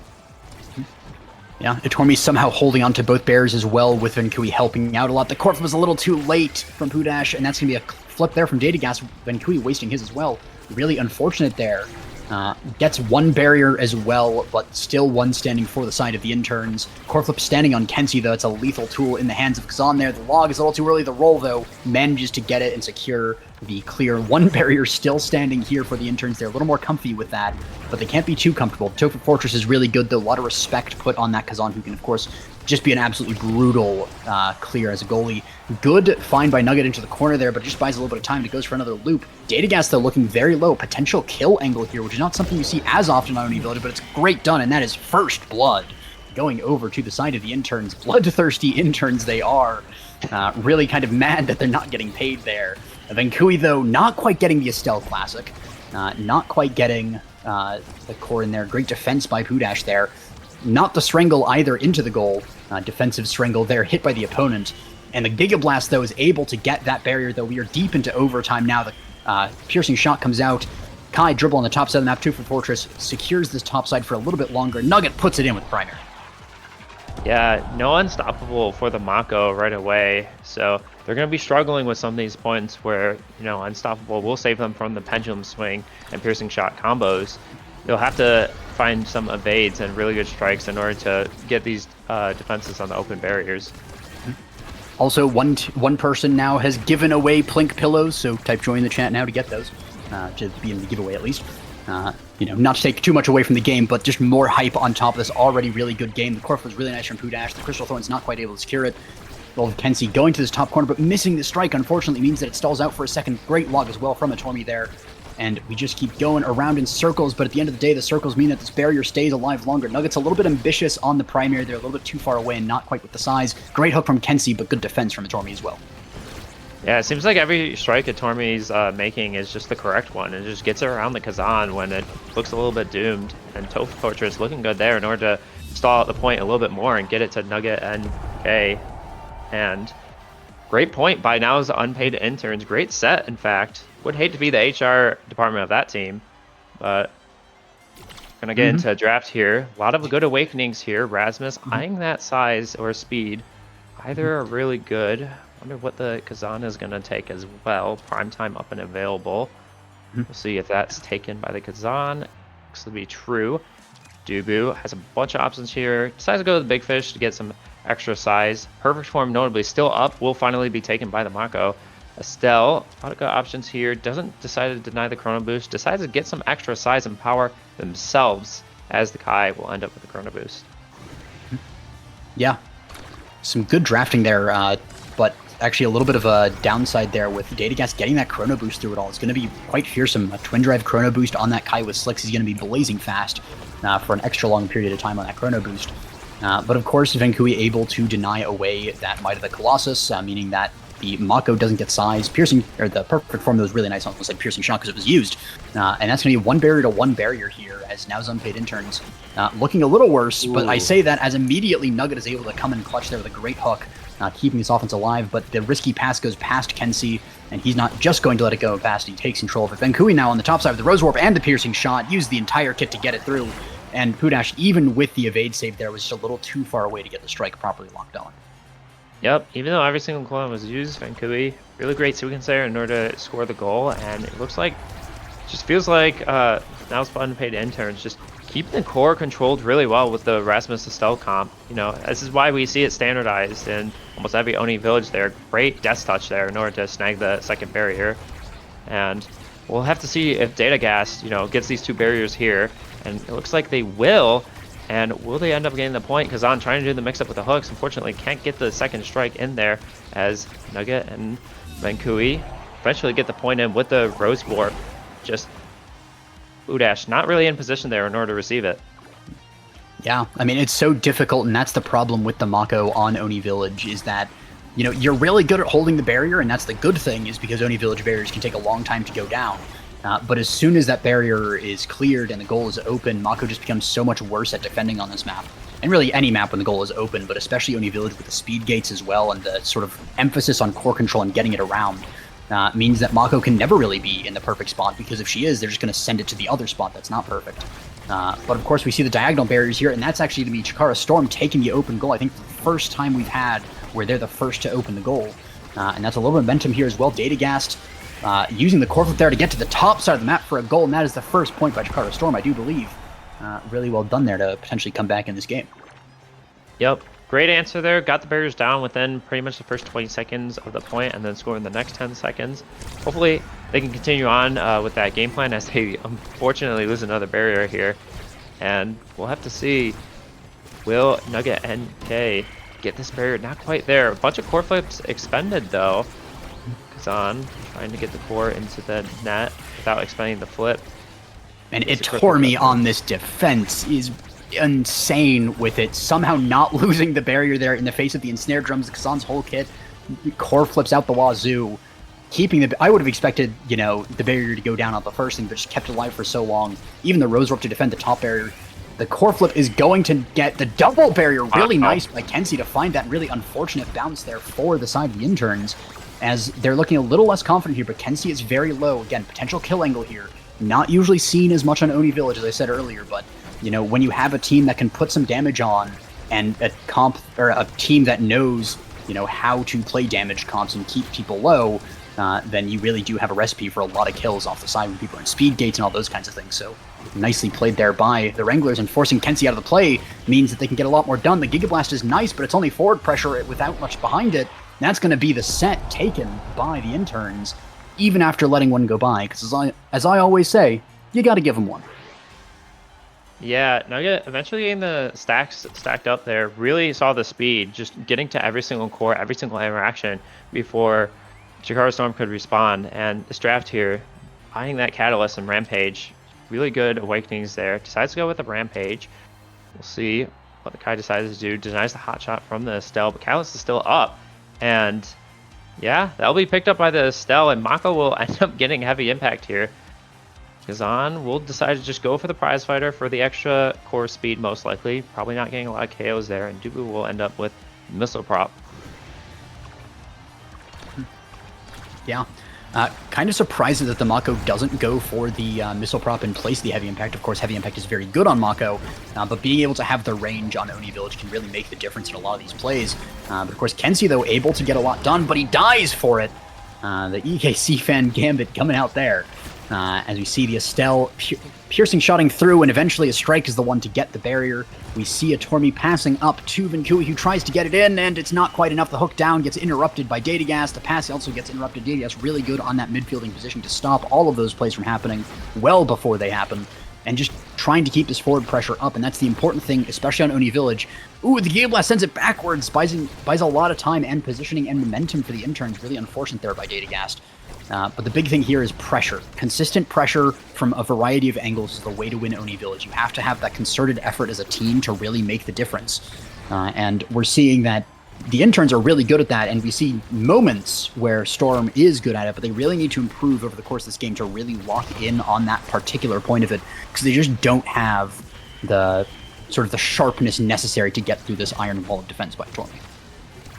Yeah, that's definitely a concern as Nugget gets the kill there with the pendulum swing. Nugget also having the stacks on the stacks and the rampage, you know, as these points go on, as more strikes go on these sets, Nugget's going to scale more and more, get more and more speed and more size, getting a stack of rampage right there. And that's very concerning if you're Chikara Storm, because that means it's going to be harder and harder to win these later points, especially when this set could be the end of it all. Yeah, definitely. It's one of those things that, you know, we always say, like the 2-set comfort zone, you know, teams really handle in different ways. Sometimes they're great at it, sometimes they fall apart, and we're going to start to see which way Storm is. Are they able to pull through and really lock in for this last set, or will it be the last set? As we see a lot of core flips being built up, especially the Estelle has that catalyst, able to get a lot more energy out of it. The log is nice to interrupt. It's not actually used, but it's a lot of pressure on it. The barrage is saved by a core flip, really nicely done by a Tormy. As we see the play actually kind of dies down, Datagast able to intercept and get it to Kenzie, and Kenzie's in front of the goal. The Giga goes wide though, and it's back in Vankui's hands. Yeah, even though Itormi is getting every single strike, finally the barrier goes down, and will this second core flip be expended for the point? Not quite so, as Vankui trying to get the Rose Warp in order to end the point as it goes into overtime. And Itormi getting every single strike and still providing a really good defense for Now's unpaid interns. Yeah, the Gigas have been really good most of the time here from Datagast, though. The hook, tried to hook strike to the bottom, but it was expected, and Itormi rolled to the top, but it went to the bottom as well. Uncharacteristic play there from Itormi. Was a little bit too forward on the prediction and didn't trust his midfielder there. Of course, this is a sub. Vankui has not been playing as much with them, so it's a little harder to have that trust. But they're rolling to the top. A little unfortunate. Could have left that up to the Estelle and held the bottom. That is the way it goes, and that is going to be Storm. Finding that gap in the defense really nicely in that moment can be very hard to react to those kinds of things, but Kenzie did manage to find that really nicely. Yep, and we'll see. Rasmus gave him more size, another rampage stack there, and he'll try to hook it around. Does end up hooking around. Can he get the pendulum swing there? Really good save by Pudash, but can he save the next couple of strikes? Looks like yes, a barrage from Datagast will get there. Pops the blazing pace in order to use the chrono boost and try to get in there with the core flip. Can he make it? Yup, he can, as Kenzie eventually gets the barrier, and now the play sort of stalls out, and both teams looking to score here. And Nugget actually grabs it with the Death Touch and puts them at match point. And that is just the way it goes. Nugget is really good at those hook plays. We've seen so many of them, and you really have to be on guard against them. We've seen so many times them interrupted by Datagast and, you know, blocked by Pudash, but when it's like that and your midfield is trying to play up and get forward pressure, it's so difficult to handle that play. And of course, Nugget, not one to miss those moments, finds the opportunity, takes it, and is able to put Now's unpaid interns on that match point here. Core flip as well to secure one barrier. It is the rental barrier. It's only the first one. So it's a little unfortunate that it didn't get a double or anything, but it is really fortunate there for Chikara Storm, able to sort of stall out the momentum of the core flip and get it to the other side. And they take the rental barrier on the other side now. As we see this core going for laps back and forth as the teams start to equalize, start to kind of get a feel for each other. Itormi fails the prediction there, unfortunately, and that means that another barrier is going to go down, and Kenzie finding a nice angle there, nice trip up, and doing not what is expected. And a great play there as well, absolutely mental with the core flip hook strike combo there. So many buttons pressed in the exact right order there to get around Vankui and Itormi. Really well done. Yeah, and I think the Summer Assault kind of covered up that play, so it was hard for Vankui to see what was actually happening.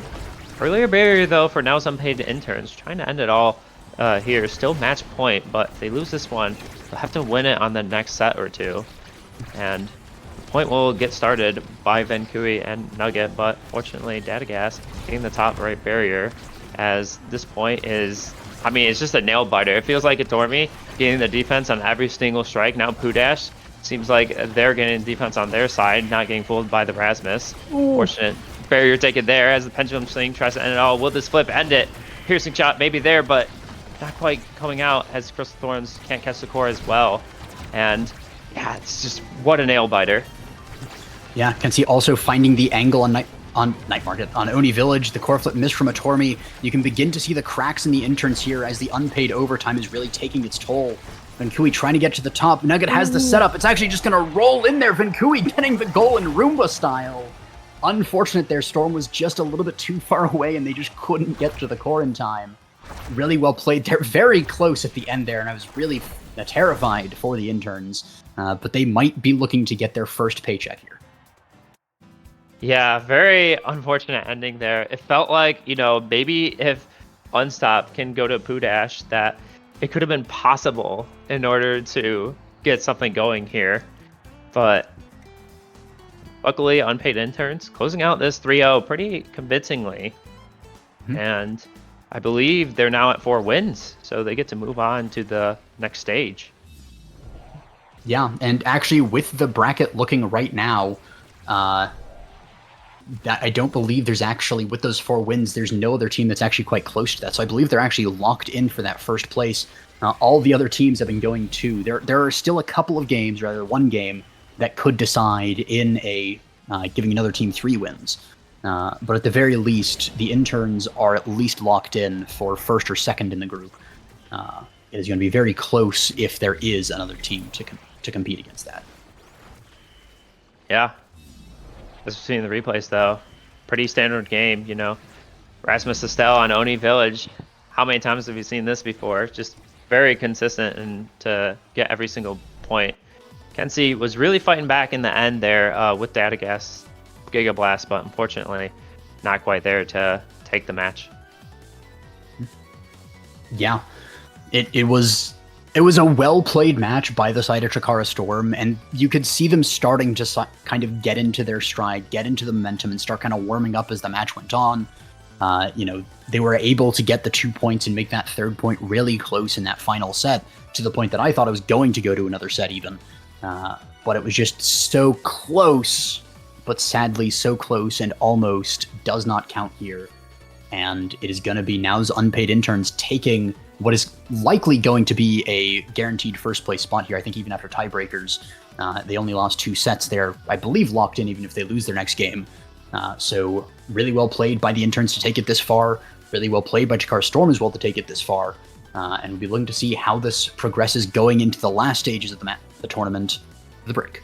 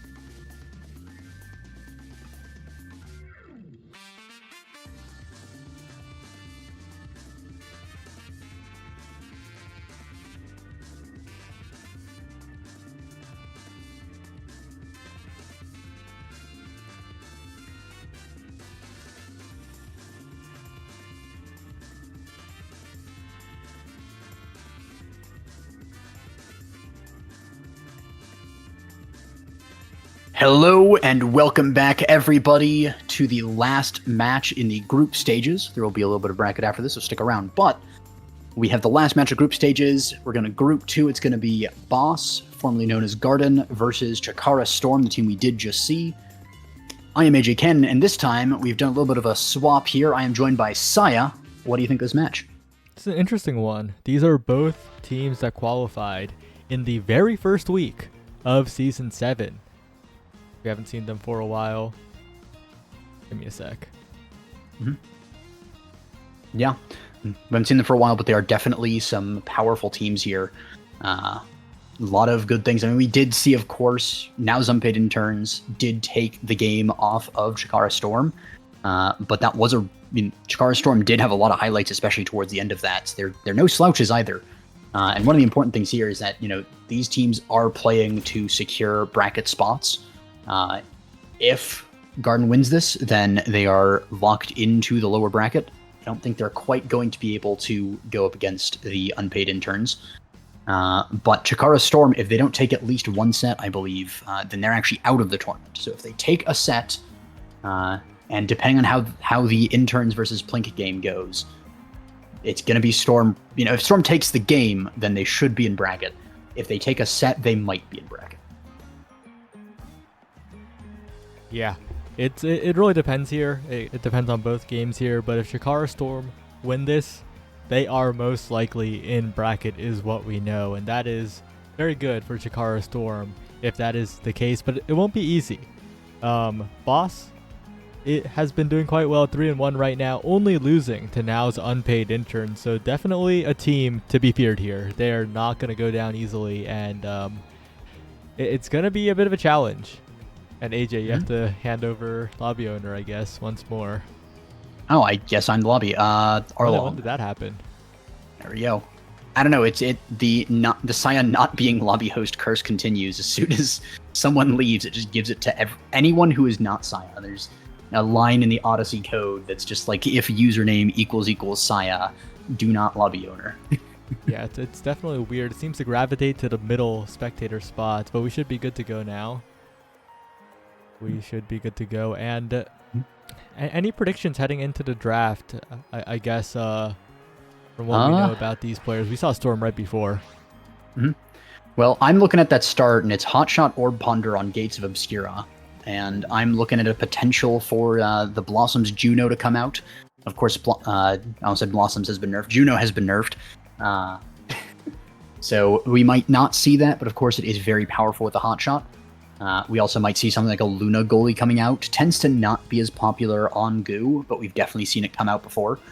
Might even be the Luna Ford coming out. Might be just full kill comp here. Asher's a really solid goalie here if the Garden can get it.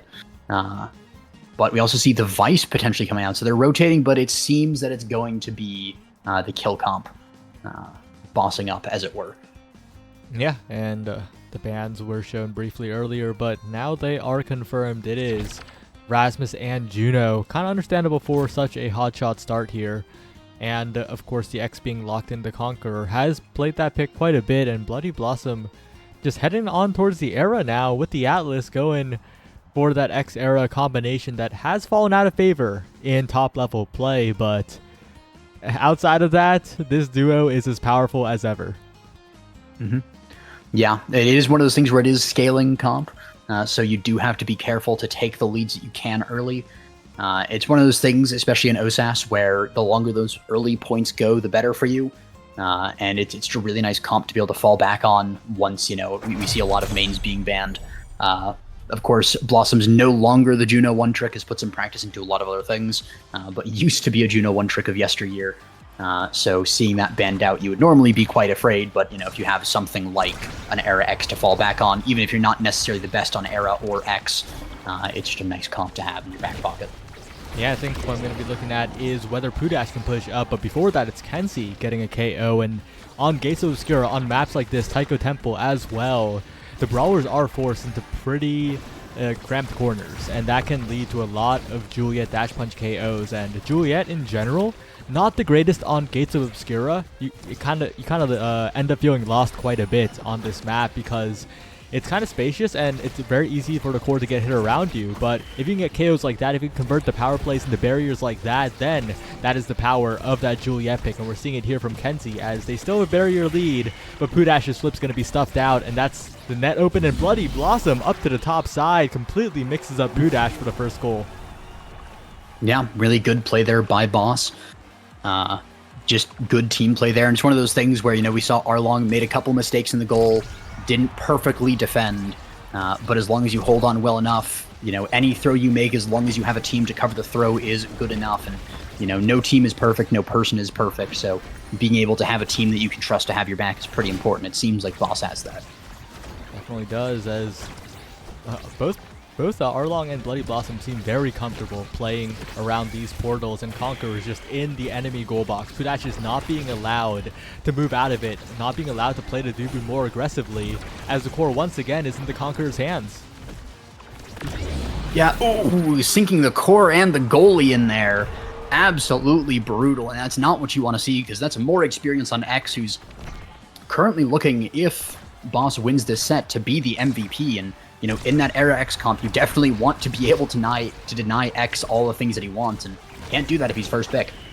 Yeah, meter available now for Chikara Storm. They need to make something happen quickly here, and they're trying to get the barrier and then use the flip, but it might not be successful here as Arlong gets it out, a counter flip, but a strike war from Bloody Blossoms right afterwards means that no barriers will fall, and now it's a power play for the Conqueror, and Bloody Blossom getting in there, but a good stun by Pudash will mean that last barrier still standing. Yeah, but Arlong finally losing one barrier there is just about to talk about how good the defense has been in the face of all the pressure. The kill flip from X is going to take that, and that is going to be the first set going over to Boss. And we said it earlier, it's a scaling comp. You want to win as much as you can early, and winning a set is about as much as you can win, especially if it's a sweep, and that's X potentially getting something like the extra special. It's got his name in it. It's really good there. Being able to just have that ult available more often, to be able to brawl a little bit more, also denies it away from the Dubu so he can't Tofu Fortress. Just really good pick there. Yeah, and watching this, I'm realizing how far we've come. 7 seasons of Osas, and finally, we've reached a point where Dubus are not getting baited by Monumentalist. It is left on the table. Peak performance is taken anyway. That Awakening is useless on goalie Dubu. Might even be a downgrade in some situations. And Pudash knows that, picks the speed, picks the stagger, and will be looking to die a little less against the Conqueror. And I think in a different scenario, the Conqueror would have picked that Rampage, but here, with extra special available, smartly denying Pudash's Dubu there might be the best choice, because that Tofu Fortress could shut down any sort of KO and goal pressure that X has. Yeah, and also importantly, we just saw him get killed by the Julie. Not having Rampage means you can't lose your Awakening, but we see 2 kills coming out, each team taking out the enemy midfielder. A little bit of a trade there, my midfielder for yours. Will you accept the trade deal? Arlong able to get it through the portal there. Kenzie actually, a bit of a mistake in the redirect there. Strike shot would have sent it into the portal, and Kenzie didn't redirect it enough, so bought a lot of time, and now the power plays are over, and I definitely think that X being a little less mobile than the Julie, who has the dash available. Ooh, the Strangle fails, though, and that's going to be Arlong losing that. Not quite able to get the clear perfectly. Kenzie with a great setup with that core flip. Okay, well, that is a bit unfortunate, but I think you're not too sad if you're the side of Boss here, because you know that you're in a position to really play these points, get the damage on Kenzie, get the chip, play the corners, and of course, the KO is found, but the Atlas ult is well timed from Arlong. That's a revive found. Conqueror staying alive and winning the strike wars on the other side, getting a barrier and looking for 2 as possession is still maintained by the side of Boss. Yeah, possession maintained for now. They're trying to get it in this corner pocket, but Storm just cannot get much done there. They used everything just to get it there, and they had nothing left. The core flip from the Conqueror is perfect as he waits out the Dubu log and everything else and is able to just push it right in. Absolutely amazing play there by the Conqueror. Well played to even up the score in this set, as the Conqueror now has no meters. Got to be very careful near those edges when pushing up, right here, using the X Maximus to hit stun Kenzie to prevent any sort of dash punch from coming through. And Kenzie is being brought incredibly low here. If this KO is found, it could be another power play converted into another point, but a great flip around the NATO from Pudash will prevent that last barrier from going down. Yeah, we see also so much damage coming out here onto Kenzie. A potential angle just to kill and take away those Rampage stacks is really good. But the other option is just to score and win to reset the stacks with a set. Dash Punch comes out, but it's deflected really nicely by the Cosmic Expanse, and a kill onto the Julie from the Astral Projection is just absolutely brutal, as X manages to score it as well. The full team getting in on that one. 2 assists and the goal. It's also, not only is it cool to see the team play, it's also really good for experience. Right, 2-1 now. Boss looking to make this lead a 2-set lead. Data Gas does have to flip, but Pudash and Kenzie are very far off from theirs. And look at Arlong, look at Conqueror. They're building theirs up. They have a lot of resources and the barriers already down as Kenzie gets a good dribble, but it just flipped right through the Flame Flurry. And now Data Gas is in a lot of trouble, almost KO'd. Yeah, but we see there Kenzie getting a really nice, patient barrier, but the other one on the other side goes down as well off the rebound, and that's an open goal for Jakara Storm, and only a barrier, and that's a kill as well. Conquer just putting in the work, gets a kill, core flip puts it through. Just really good patience on there, and it's really tough as that Dubu, as Pudash, to try and stop that core flip, because, you know, you might say, oh, well, just be more patient on the log and, you know, hold your stuff for a little bit longer, but then what happens if the X decides to insta-flip? So it's just really tough to navigate that situation, but it's navigated really well by the Conqueror time and time again, and he picks up the Quick Strike there. Forgoes the Catalyst and the Heavy Impact, but of course Quick Strike just makes the X ultimate just that much better, so I'd say it's not a bad pickup at the end of the day. Yeah, but this draft is actually kind of good for Jakara Storm, right? There's so much Biss on the table. There's so many good Awakenings here that everyone is happy with what they got. I think the one notable exception is definitely Bloody Blossom. That Unstoppable is not going to get too much value here, but Pudash, despite being pretty late in the draft, gets double orbs here. And yeah, it's so much that even some good Juliet Awakenings, right, Explosive Entrance and Heavy Impact, were left unpicked because there were just too many picks in that draft. And Pudash somehow managed to save it out of the corner and the barriers stay up. And if there's ever a time for Jakara Storm to come back, it is with a draft like that. Yeah, absolutely. I actually will counter you though on one thing. The Unstoppable on Blossoms actually is able to prevent some dash punching from happening, can really mess up that combo. And if that's what you're dying to repeatedly, then oh, that's beautiful as well with the Bewitching Beam to get the kill, taking revenge for the deaths from earlier. Just really good stuff there. The Rose Warp is a little bit too far away to get it through, and that's going to mean that it rebounds to the other side, and the Conqueror picks up another barrier. The Piercing Shot was a little too early, kind of went through the core there, it seemed. And we see the pass down over to the Conqueror, who puts it in and just uses the X-Tech to strike again.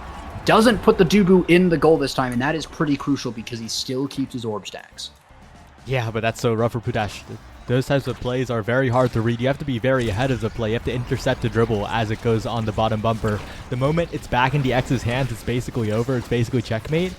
But if you play proactively like that, there's a next layer mix-up where Conqueror can fake going down and actually shoot it to the top corner. So definitely a tough spot for Pudash. But maintaining those orbs, like you said, is going to be critical. But that's another power play. That's the Juliet going down yet again, and it's looking dire for Jakara Storm.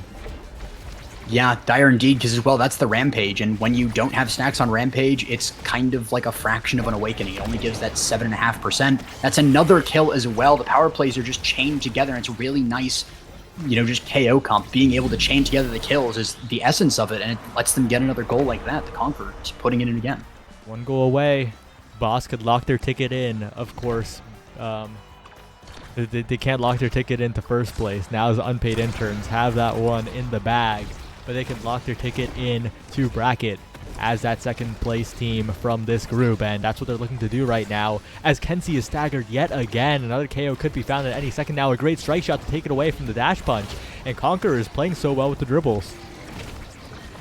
Yeah, the Arenado even putting in some work there as well just to get some damage, get them out of the way and sort of throw them off.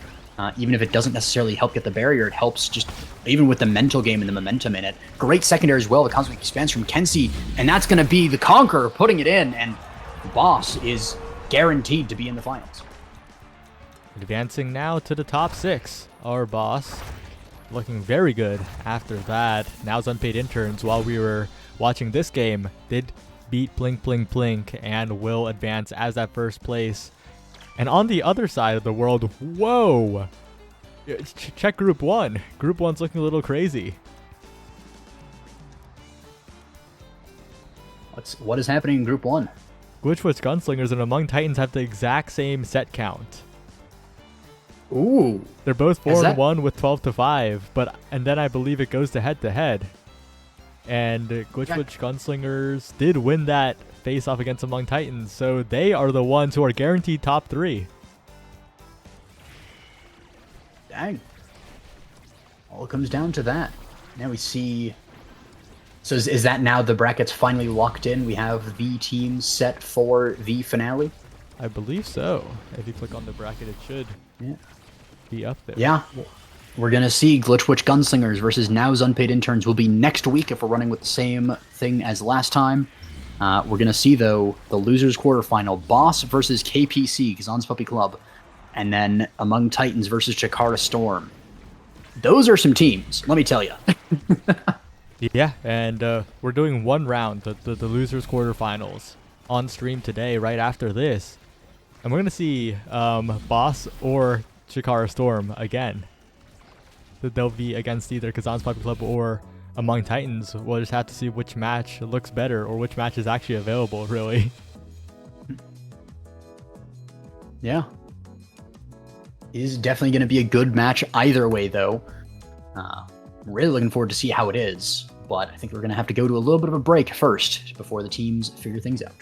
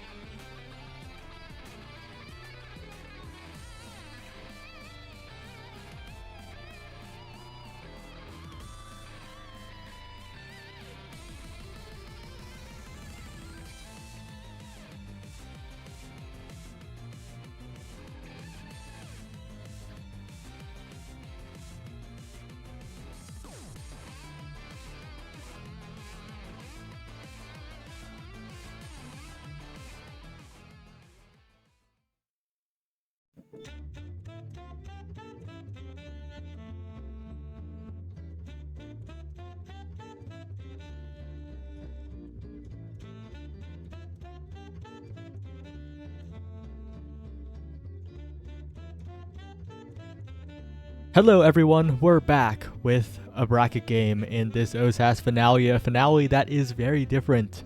No Chikara teams in top 6 for the first time in Osas history, and Chikara continues their streak of being unable to claim that championship. So many new faces in this Osas finale top 6 though. So many new players, so many new team names. The only repeat team name you mentioned, I believe, is Restel. Mm-hmm. And even they have gone through their own changes. It's now, I believe, Restel plus adopted son Ken Clam plus adopted coach Tempo, if I'm not mistaken.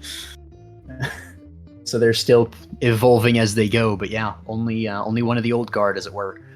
Unfortunately, Seraphim Crimson not able to make it to the finals this time. Same for Chikara cheating. A lot of teams that were in the finale last time just barely not able to make the cut, as a lot of teams were putting in, tons of practice.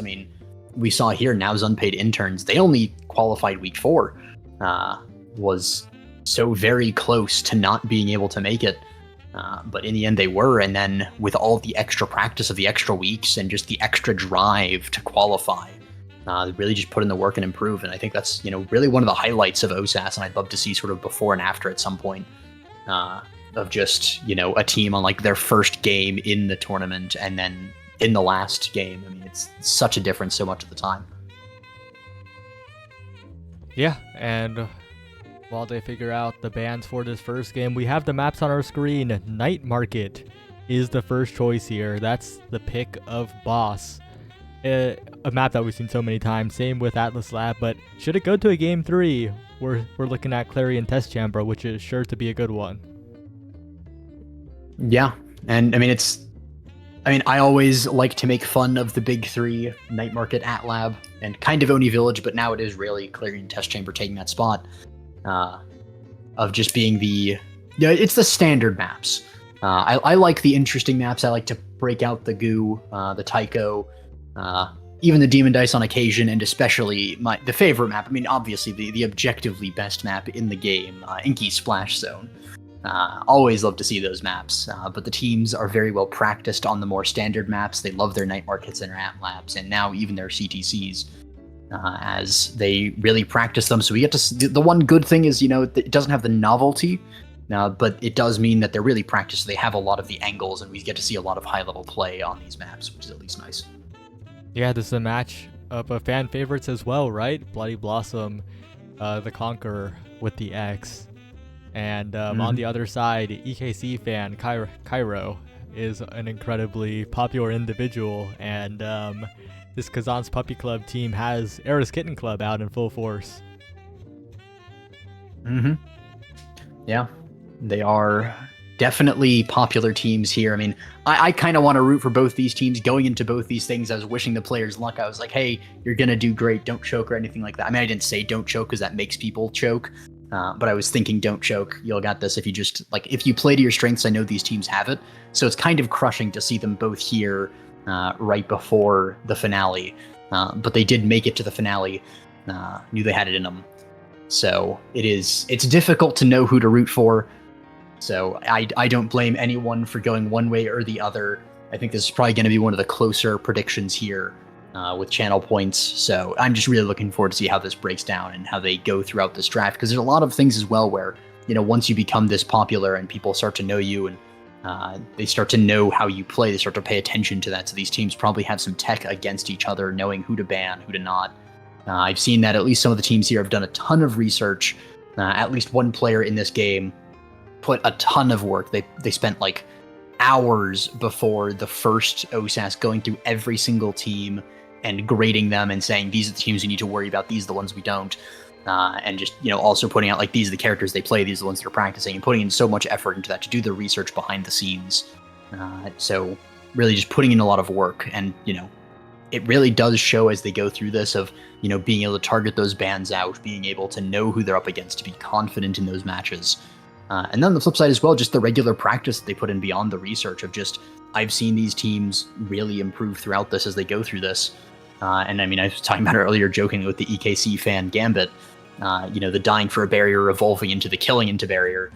Just one of the many ways that these teams have really just evolved. Yeah, and speaking of adaptations, I think this is one of the easier ones to read. Kazan's Puppy Club is here with the most surface level of them. They are banning a certain character away from a certain player. It will indeed be an X-ban right here against the Conqueror, and that is, I think, a very good idea. That player is very, very good on the X pick, so we'll have to see if Boss can adapt with a different brawler. Yeah, we do also see the Rasmus being banned away, so that is taken away from Blind. And we're going to see the Juno coming out. I believe that's Blossoms, unless it's some crazy Juno goalie. Probably not Juno scorer. Probably Blossoms on that Juno, one of her signature picks, one of her longtime favorites. Was finally managed to get coaxed away from being the Juno one trick, but always kept in her back pocket and always ready to take it out when it's needed. And we're going to see a pretty standard comp here coming out of the side of Kazan's Puppy Club with Blind on that Juliet, EKC fan on the Kai, and Wipeout Ninja on that Dubu. And then we see on the other side a similarly standard comp depending on the way it goes, because it could be Atlas forward, but it's most likely going to be that Asher forward with Juno on support and the Atlas goal. Yeah, and that is exactly what it is, the Conqueror on the Asher. Will they be able to perform to the level of the X is the big question here, as EKC fan is again on this comfortable Kai. Hopefully the lag spikes have subsided and we'll be able to see some non-rubber banding gameplay, and it does look to be so far, as EKC fan is patrolling the midfield, doing a lot of chip damage to Bloody Blossom, and that could be a KO very quickly, because Blind, remember, was very bloodthirsty, and I'm getting flashbacks. I'm getting a little bit of deja vu, because EKC fan has started to lag as well, so this is just like that other Night Market game. Yeah, quite unfortunate there. It seems a little bit better, and apparently EKC fan at one point was streaming and then stopped. So that also was a way to help out the lag, but it is tragic to see, at least at the start here, Blind trying to go to kill, but a timely dodge there from the Conqueror is actually able to get the defense matrix up on that Asher dash, which reduces all the damage and knockback she takes. We see Wipeout Ninja playing super far up to get the barrier, and Blind makes it a double, making sure that, EKC fan may be lagging, but if you just play your goalie as another forward, it kind of just works out. And Wipeout Ninja able to actually get back in time and protect this. EKC fan able to pick up an orb as well to not die. Wipeout Ninja nearly dying there to the Asher ult, but not getting path split. Able to push forward. Blind, though, not quite getting the setup from EKC fan, who put it to a bit of a corner, kind of to neutral territory. And then Blind, though, not able to get the dash punch through the Asher as cleared away beforehand. The core flip, though, is great, and goes to the top side of the goal. Yeah, I really like how Blind played that very patiently, was just lurking in the midfield, in the upper midfield, closer to the goal box, and constantly posing a threat, burning a lot of Arlong's cooldowns. That's exactly how you want to play in these situations when you get stuffed out by the Expanse, and now Blind is threatening against that core flip of Bloody Blossom. EKC fans got to be careful here, though, lingering too near the wall for too long, and does get taken out by the dash into Barrier Beam, but Blind looks for a target, finds the dash punch. We've seen that before. We've seen that on Night Market before. And once again, the passing plays will stall at the respawn. The EKC fan is back, is Giga Blasting, but immediately taken away by the flip KO combo. Yeah, good call on buying time there, and it seemed like neither team really wanted to be the one to stop the time, so they just kind of let the dribble happen. But then, of course, EKC fan dying again on the edge there, really unfortunately. Almost dying again, but that's actually going to be the Asher dying there. Really good pickup there, as KPC now has the power play going forward. The Giga Blast is really nice. EKC fan, moment of not lagging, just has that, power boost of, conserving energy while lagging, and then goes, 150% even. To just pull out the best plays when he has the opportunity to. Conqueror trying to do a lot, but doesn't quite have what it takes to get through and around Wipeout Ninja just yet. The barrage, countered by a core flip. The slime gets it forward, but it's not quite enough just yet. The barrier still stands. The Topher Fortress goes out. We see Atlas trying to get it forward. The flurry out of Juliet is enough to stall it, and the Conqueror's still not able to get this barrier. Needs a little bit more support from this Juno, but it's so difficult to get it forward. There we go. Gets it into the barrier, and that is an open goal for Boss as they are potentially trying to get it. The Night Market angle from Blind fails. The Giga Blast doesn't quite get it, but the dash also not able to do it. Sorry, the punch, excuse me. We see the primary from Asher as well, not able to get the Astral Projection, sending it forward. There's so much forward pressure, but Wipeout Ninja is able to clear the barrage as well, interrupts the dribble. Blossom's nearly dying, but stays alive. The core flip is available on Blossoms, is going to use it there, but whiffs the strike, unfortunately, and that's going to be stalled out in the midfield. EKC fan also waiting on the side there with the lag. We see the Topo Forge coming out again. It's so deep into overtime now, and it's just going for more circles, but that one barrier on boss is a problem. Yeah, but look at Wipeout Ninja positioning so well ahead of the Conqueror to get those strikes, to win the interactions again and again. Wipeout Ninja, what a performance on this point. The slimes and the core speed will mean a flip is used for insurance, and it goes right back to the Conqueror. But Wipeout Ninja again hitting it around the Conqueror. A fantastic goalie performance here. The barrier beam, not quite enough, but finally a bad clear. But that was the first bad clear in that entire point for Wipeout Ninja. What a performance. Yeah, I mean, that was brutal to watch there for so many things. I thought for sure that it was going to be in the goal. Now, you even see Wipeout Ninja apologizing there, knew it was a bad clear, but I mean, when you're clearing that well for so long, you're gonna crack, you're gonna make a mistake eventually.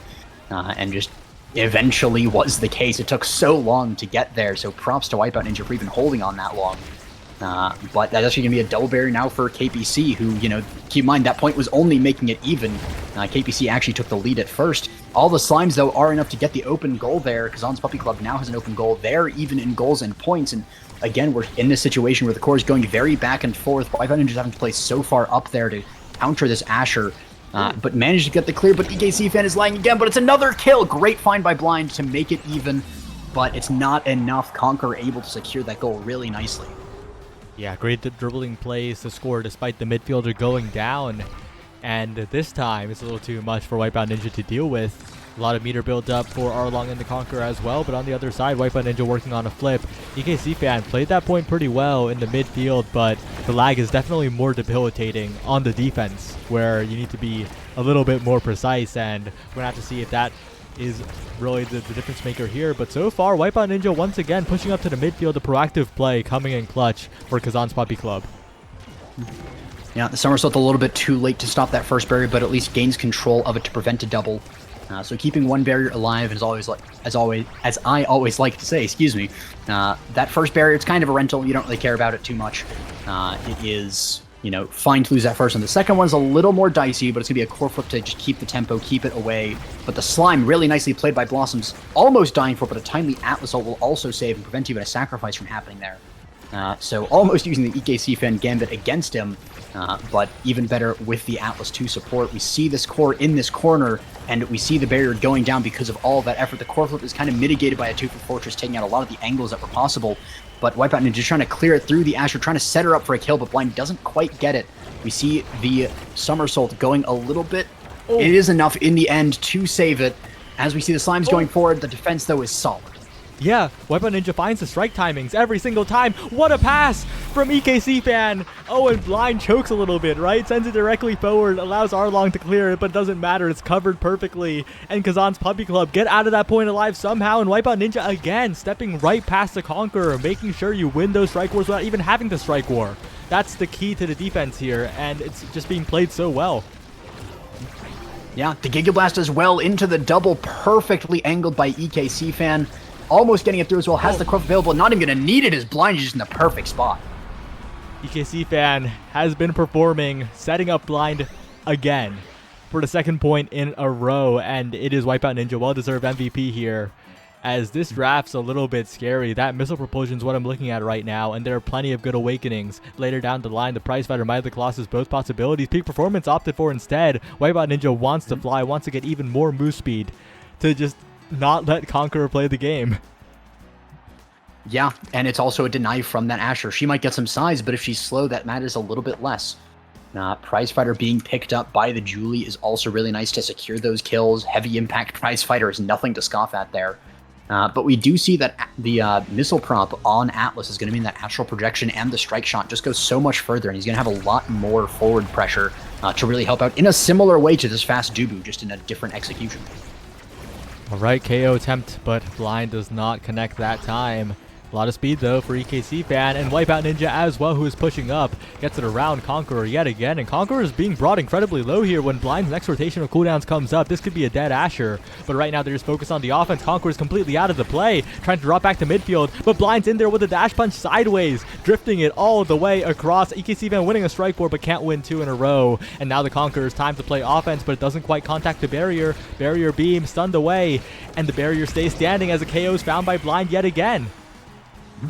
Yeah, and that's a pickup on the prize fighter as well. Really big there. Getting to the second one is so much power, and a pass down to EKC Fan is perfect. And a great rotation as well by EKC Fan, knowing that Blind is going a little bit more up to catch the core, plays a little bit more forward into the scorer position, because it's important to note that even though we say it's midfield, scorer, and goalie, those positions can really rotate, and a team that is able to master it fluidly like that is just a level above in their ability to execute plays. Yeah, it's all about that team play right now, and both Blind and EKC Fan displaying the passing, like you mentioned. Wipeout Ninja with plenty of speed from the orbs, getting forward, and another hit of the barrage. A wasted flip by Arlong, a one-strike war by Blind. So many interactions. Kazan's Puppy Club staying victorious here, and Wipeout Ninja does a full lap around the middle Night Market terrain, and still manages to keep one barrier alive. Yeah, and the flurry as well gets the kill. That's 3 prize fighters and a goal. Blind is absolutely putting in the work here. What a performance by Kazan's Puppy Club. All 3 members exceptionally performing in Blind. Of course, heavy impact and 3 stacks of prize fighter. You got to be careful. Now, Night Market is turning into a very difficult place for anyone to stand, because the knockback the Dash Punch provides. A preemptive elusive from Bloody Blossom, but Blind doesn't quite capitalize on it. But it doesn't matter, because it's all about these barriers, about the passing plays, and right now the midfield control firmly in the hands of KPC. Yeah, even Blind just using a cheeky punch there just to do a little bit of damage, stun Blossom and keep her out of the play continually. It's not always about the kills, although they are very good. As long as you can control your opponent, it's usually enough. And we see that really excellently done here. We also see a lot of stacking on one side of the map here. Sort of the entire game is happening in one of these 2 lanes. But that also allows plays like that to happen, where Wipeout Ninja goes a quarter into the goal, and it's not quite going to go all the way in, as a good defense by Arlong is able to keep the play alive. But it is an uphill battle to climb in this point, as you know, you have a Julie with 3 stacks of prize fighter. You have 2 barriers up on the enemy goal, and they're also 2 points ahead in the set, so it's so difficult to contend with. But Boss is going to try and boss up and get it done. The Conqueror starting to lock in on this Asher, trying to win these strike wars, but it goes through. Has the core flip though, so does Blind. Goes for the kill, flip, as Blind secures that. Really nicely done. That's a power play. The Giga almost goes in, but it sets it down to Blind, who sends it in, and that is another set taken by KPC. What a Giga Blast, what a pass. And of course, what a KO earlier by Blind. Both the forwards on another level right now, and if this is what the first game looks like, I am a little scared for Boss in the next one, because right now that's adrenaline rush on the table. That is Juliet about to become the solo carry. Like, you heard of team play before? Now Blind's going to start passing to himself. Yeah, I mean, it's even one of those cases where it might even just be Blind passing back to his team so he can keep on killing with the kill resets from Adrenaline Rush. They gave Unstoppable? I feel like that's not correct. I feel like you cannot be giving Unstoppable like that against a Juliet that is taking over the game. I guess it's a primetime deny from the Kai, but like, do you really care about that? And EKC Fan correctly takes the Unstoppable away now. And I kind of feel like this is Kazan's Puppy Club in such a good spot, Awakening-wise. Yeah, that was definitely a really good draft there, and we even see Ninja going for the bulk up there.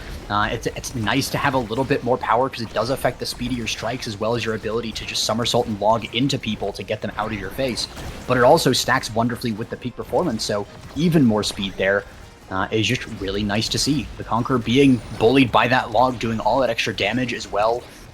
Blind trying to set something up, but not quite enough. We see the Conqueror very low and kind of on the side of the map, but is going to run towards the middle. Not quite the setup. The log to just keep him staggered is great, but the dash punch does not quite connect with Blind. He's a little bit ambitious trying to predict, and the barrier goes down. Now it's 1-to-1 in barriers. The Tofu Fortress gets a kill, and Blossom's aggression is actually mitigated by the core flip, perfectly timed by Wipeout there. Good awareness there, not focusing only on the kill, but also on the defense. And that's going to mean the power play is extra good, but it's not quite enough to get that second barrier. As we see the Conqueror respawning here on the bottom side. It's in this corner, though. Blind goes down. That is a prize fighter stack down. That is no prize fighter stacks after the reset between sets. So really good opportunity here for Boss to come back in this game. But right now, that they're being out midfielded. And Wipeout Ninja, with so much speed, almost gets to the core in time to save the second barrier. It does indeed go down, but EKC Fan does have a flip that is coming up. A great dribble by Arlong, a great dribble by Conqueror for the goal. And that is a point on the board for Boss, and keeping Blind off the map is definitely a win condition for them, but the question is if they could do it consistently. Yeah, I mean, it definitely is, but it's still good to get rid of that prize fighter. So that's less power on the Julie, and there it goes again. Back up to 1 prize fighter stack is a great kill. Is found on the Conqueror, almost 200 Blossoms, but the punch did not connect. The Slimes, though, able to war against there, buy a little more time in the power play. The dash punch misses. The Atlas is playing forward, and the Asher now is able to respawn. No barriers going down. The power play is a moot point at the end of the day. Conqueror is playing forward. The Slimes are great. Actually, a manual redirect from Blossoms finds the bottom barrier after a dribble to the top, and we see a Corflip coming out from EKC fan, blind with another bit too ambitious dash punch. They're trying to predict the opponents, but not quite getting it. Great Corflip from Arlong as well, able to keep the barrier alive for a little bit longer. The Astral Projection, though, in the end, countered by a punch. The somersault from Dubu is really good, as we see the flurry used to put damage onto the Atlas. Stun him up, dash punch not quite enough, but it stuns the goalie as EKC fan puts it in. Very well played, EKC fan, with the flip up to the top side to get a barrier, and then controlling the core, keeping possession to the bottom side, where there was no one there to contest. And again, amazing team play from Kazan's Puppy Club, and now with the flip available from Blind, an instant double barrier, and suddenly they're looking to go into match point here for this first game. Yeah, and a beautiful double barrier to start that off, as we see the Slime failing as he gets eaten by the Unstoppable there from EKC fan. Striking into the Tofu Fortress as well. The core flip is great, pass to Blind, but it is defended there. The jump up and the strike from Blossoms with Conquer as well gets a bit 1 barrier, but the second still defended. Rental is gone, but you still have that 1 to get through. The pass splitter is nice to make some space, but it goes to the top side of the map now. Conquer used the flip, holds it for as long as possible, but it's predicted. Wipeout Ninja's inside of the Conqueror's head right now, knowing exactly what he's going to do. The dash punch from Julie also connects it up to the top, but it's not quite enough. The actual projection also doing a ton of damage to EKC fan, who has 5 orb stacks to deny if that is a kill. The somersault, though, with the iframes is able to get it through. Blind core flipped against by Blossoms. Conqueror not quite able to win that final strike interaction to get the barrier. It's still standing, even has to burn the elusive, and the dodge has no more defense left. But not quite able to get it. Still, the Giga Blast is also good. The Slimes are up in the top. It's not quite enough. Back in Arlong's hands, goes up to the top. And once again, Wipeout Ninja is just holding for forever. Conqueror is going for Strike War interactions. These are not real. Like, Wipeout Ninja is so good enough to where these will not work on Wipeout Ninja. And he is continuing to hold because Conqueror is going for setups that would work on other Osas goalies. But Wipeout Ninja is just a cut above right now, is playing the game at another level. Finally, getting the barrier is Conqueror, but we're deep into overtime. The goal is still open, and Wipeout Ninja's going in with a Tofu Fortress. The core's bouncing all the way around, and Blind almost has an opportunity, but a good read with the log. It goes to the other side, but Wipeout Ninja has built up a flip. Blind's working on one as well, and suddenly, despite it looking favorable for Boss, it's KPC's point to win, really.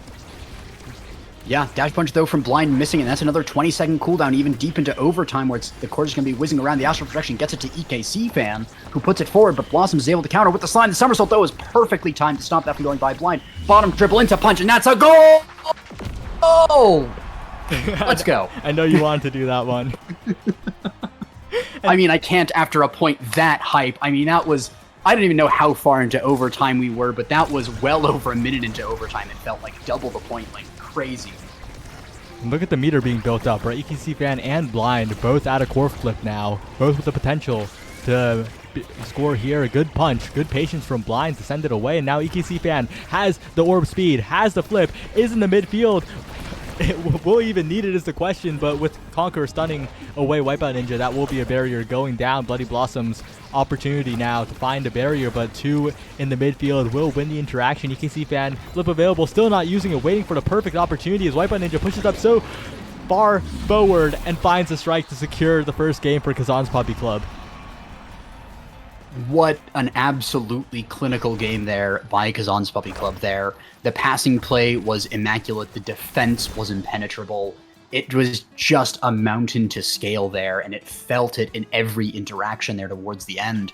At the start of the game, to give Boss credit, there were so many good opportunities. Even towards the end, they were fighting back. I mean, a point doesn't go a minute into overtime without 2 teams that are fairly evenly matched duking it out, but they just weren't able to get the kills, the setups. There were so many checks, but no mates. They were trying so hard to get it through, but in the end, it just was just 1 point short of getting through every single time. Yeah, well played by Kazan's Puppy Club. And after a game like that, Boss needs to go back to the drawing board because their strategy didn't work out, right? Their strategy is to get it to the Conqueror, and the Conqueror just wins the 1v1 with the goalie, but they've run into Wipeout Ninja. Absolute brick wall. knows how to goalie, like is on that next level, because there's like a big difference between goalies who've realized the goalie role and those who haven't. It's like a pretty significant difference in terms of winning the interactions almost every single time. And Wipeout Ninja in this game has displayed that he is capable of that level of goalieing, and Boss's game plan is falling apart due to that. Yeah, I mean, it is. I mean, to say it was brutal is kind of an understatement. It is so. It's especially brutal because it's so close, right? Like, Boss is so close to being able to take these points. It's one of those things where, yeah, they only got 3 goals in that, but every single one of those goals felt so close. Even the ones that KPC scored, it felt like Boss was about to score so many times. So if they get just that tiny little bit more play, and some of it is team play as well, being able to coordinate with your team to get through and around a goalie, because at this point, with Wipeout Ninja being as good as he is, it is hard to beat a goalie in the 1v1. If you set it up perfectly and the core is in the control of the forward and he has his ability to do that, then the forward will win that 1v1 every time. But when it's like this, and Wipeout Ninja is able to sort of dictate the flow of the 1v1 and to be able to defend those barriers from the angle that he knows it's coming from, and he doesn't have to 50-50 it, it's just basically impossible to win that 1v1 if you're the Conqueror, especially if you're the Conqueror on the Asher instead of the X, if you're on your off pick. And, to the credit of the Conqueror, didn't look bad on that by any means. It was a lot of really good tech used, even knowing the damage reduction on the secondary to save him so many times. But it's just that one slight hair short of the perfection that they need to beat PKC. Or KPC.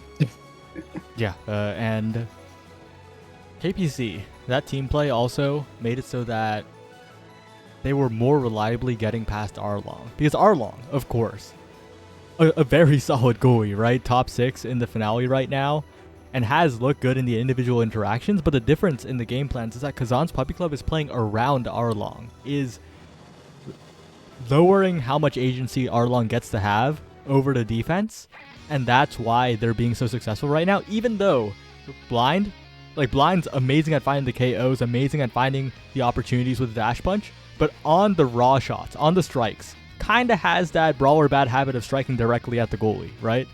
But that doesn't matter when Kazan's Puppy Club is passing around Arlong. On the other side, the Conqueror, amazing at getting it done when the core is in his hands, right? It can just bully the goalie away. But there really isn't that same level of passing play to mitigate that when Wipeout Ninja is just playing around the Conqueror so well. Mm-hmm. Yeah, and that is one of the things is Wipeout Ninja demonstrated a perfect knowledge of the Asher matchup.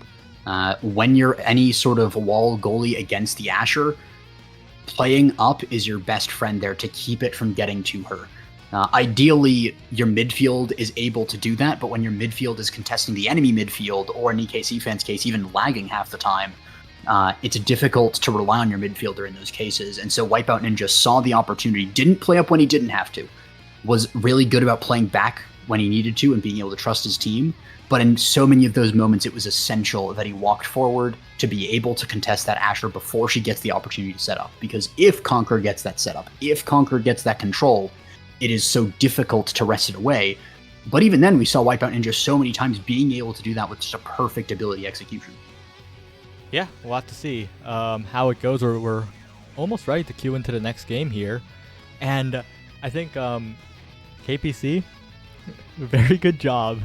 This is the one thing that's the key to the game plan. Just not letting the Conqueror get X. It's that simple. Just ban the pick. Just respect the player. And I think that's also why they're succeeding here. Mm-hmm. Yeah, that definitely was a really good ban there. And you called it even as they were, as they locked in that ban. It was the targeted X ban was going to make a lot of difference. And it really did, especially at the Osas level. A lot of people put a lot of time into one character. And, to the credit of the teams at this level, pretty much everyone on these teams is no longer a one trick because they have been banned out a time or two. But they weren't quite able to be as good on those secondary picks because they don't put as much time in those generally. And that also throws wrenches in the plan if we see Arlong maybe wants to try out an Astro Goalie, but then it's in the Conqueror's hand. So just really good there. We're going to see a Dubu ban coming out here. Blossom's even locking in the Dubu as well, just to ensure that the ban goes through. Just, clicking Dubu as soon as possible there. And for good reason. I mean, Wipeout Ninja was, again, absolutely clinical on that. Basically never lost an interaction when it mattered. I could sing the praises of pretty much any one of these players for so long, but Wipeout Ninja was, of course, the standout in that first game. Yeah, and we'll be forced on the Mako here, but I don't think we'll be too mad about that one. Another melee goalie, pretty straightforward, and I'm confident that they could pilot it. But on the other side, it's the Conqueror with a new look. It is Zentaro being the pick as the brawler for boss here, and Bloody Blossom on that now that we've seen her on so many times before. But once again, EKC fan, pretty comfortable on the Kai, and with that, I'm kind of inclined to have a little bit of faith in KPC here. Yeah, I mean, it is so good to see these teams duke it out like that, and to be able to build that faith, seeing the good plays, seeing what they can, pull out of their hats whenever they're against the wall. And right now, the one against the wall is Boss. They're trying to play it forward. Arlong, of course, on the Atlas has put up a lot of good defense, even in the last match as well. And this is the Atlas Lab. It's named after him, so he's got to be good on it. And we see the Conqueror passing up, trying to execute the dash there. Does have the extra range there from aerials, but not quite able to get that barrier. And we sort of see this diagonal one-to-one barrier coming out again.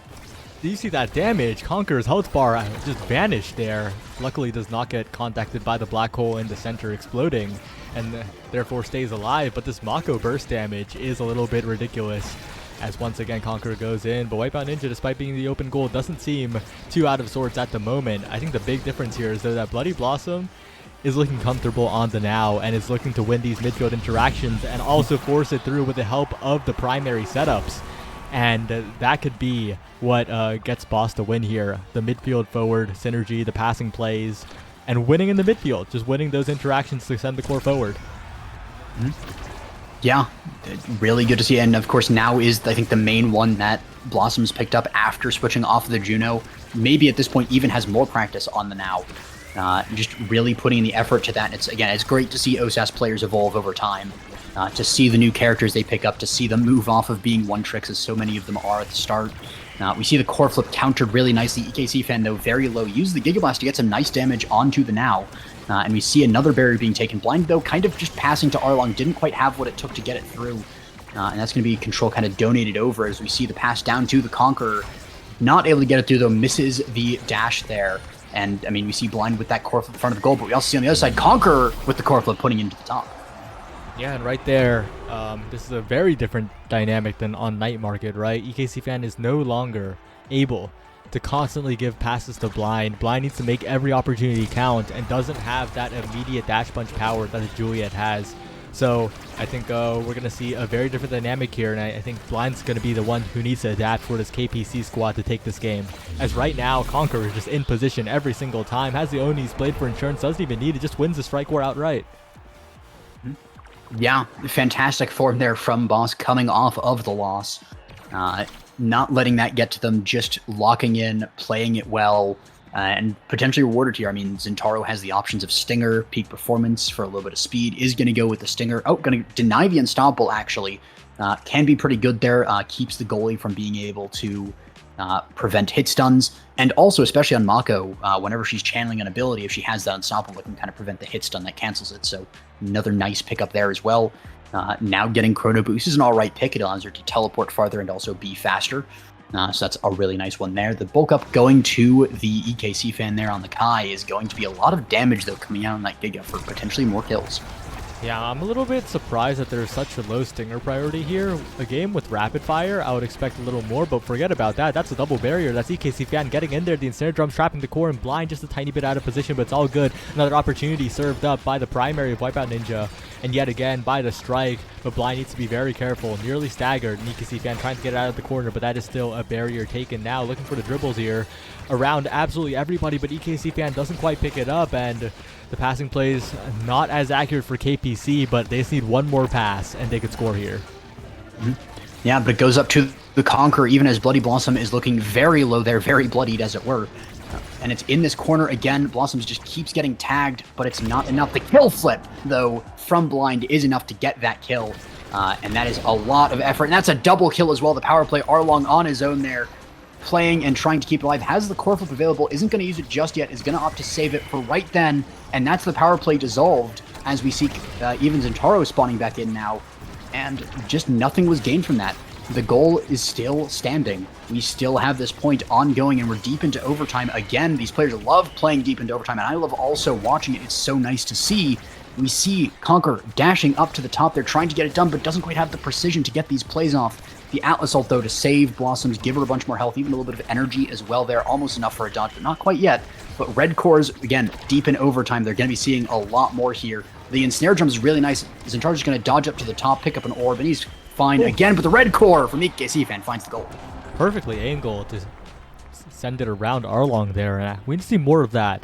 That was what really got the work done in that first game for KPC, hitting it around the goalie of Arlong, nullifying the presence of that Atlas.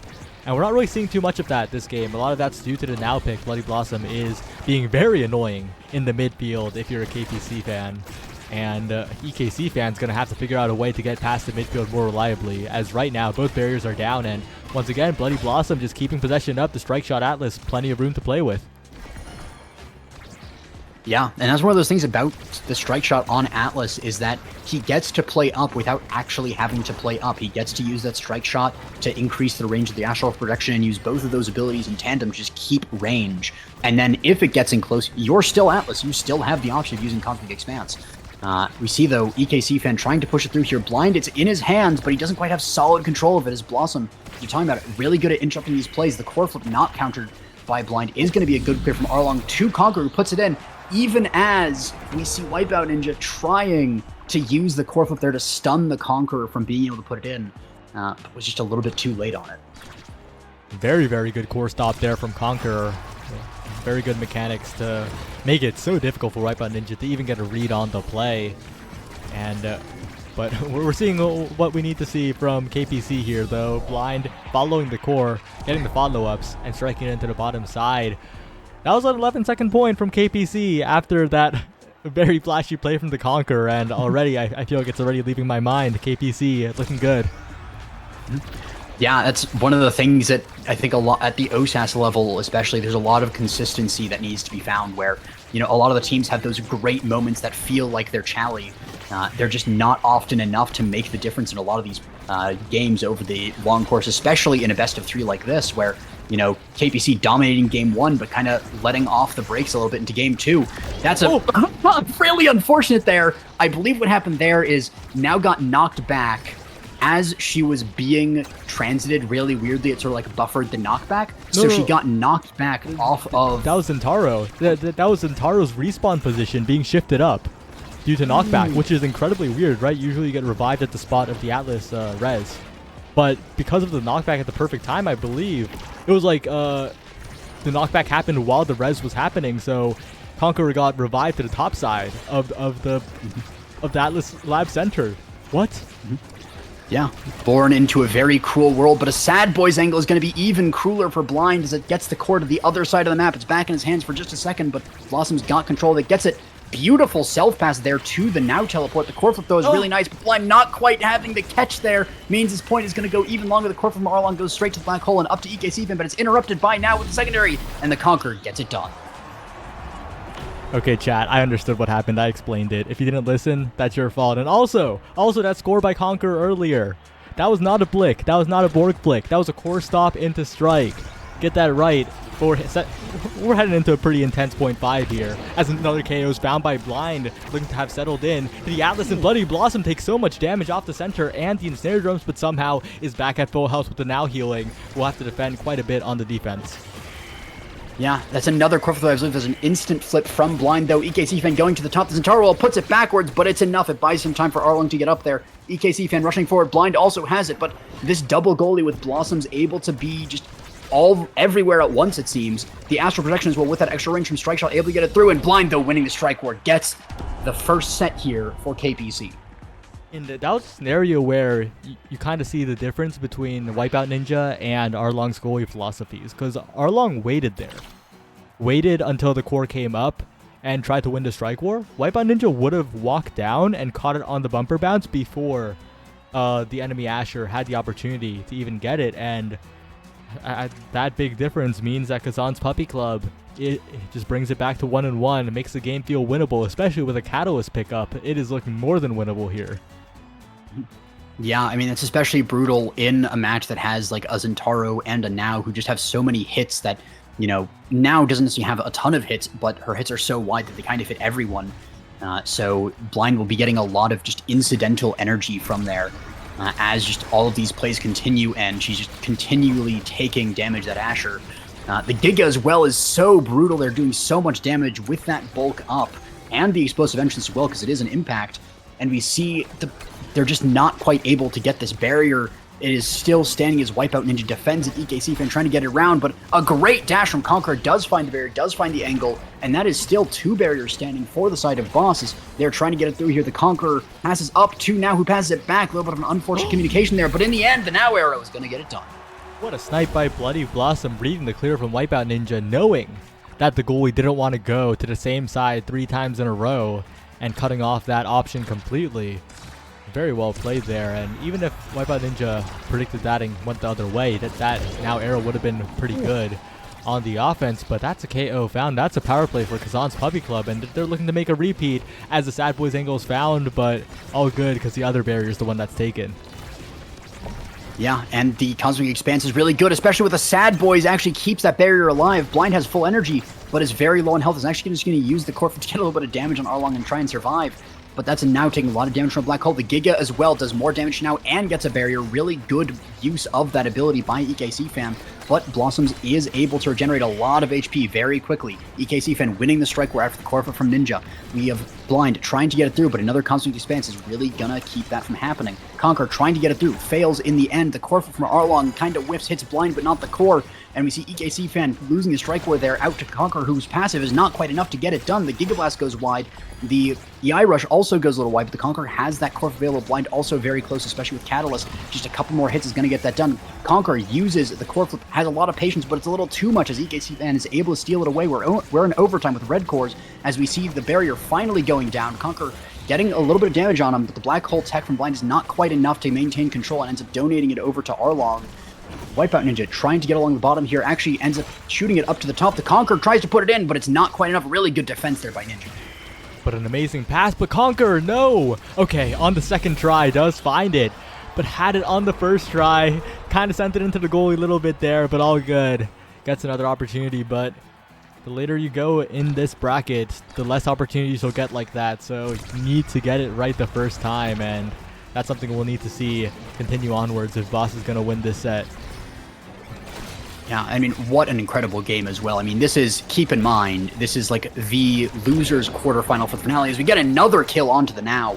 And, you know, if these are the teams that are, you know, technically the worst in the bracket, even having made it this far, I can only imagine what the finale next week is going to be looking like. I am so hyped for that. We see a dribble there in the Black Hole as well, doing a lot of damage to Conqueror. We see EKC fan trying to maintain control, but the Conqueror is really good at these long-range dashes now. Seem to kind of lose it in the first bit as we're really locking into this Zentaro as the game progresses. Core flip immediately used from Wipeout Ninja, not really going to bother with the control. Blind not quite having enough patience to counter out the Atlas, and a great Cosmic Expanse timing is going to be able to secure it. We see the Conqueror not quite able to secure this pass from Blossoms.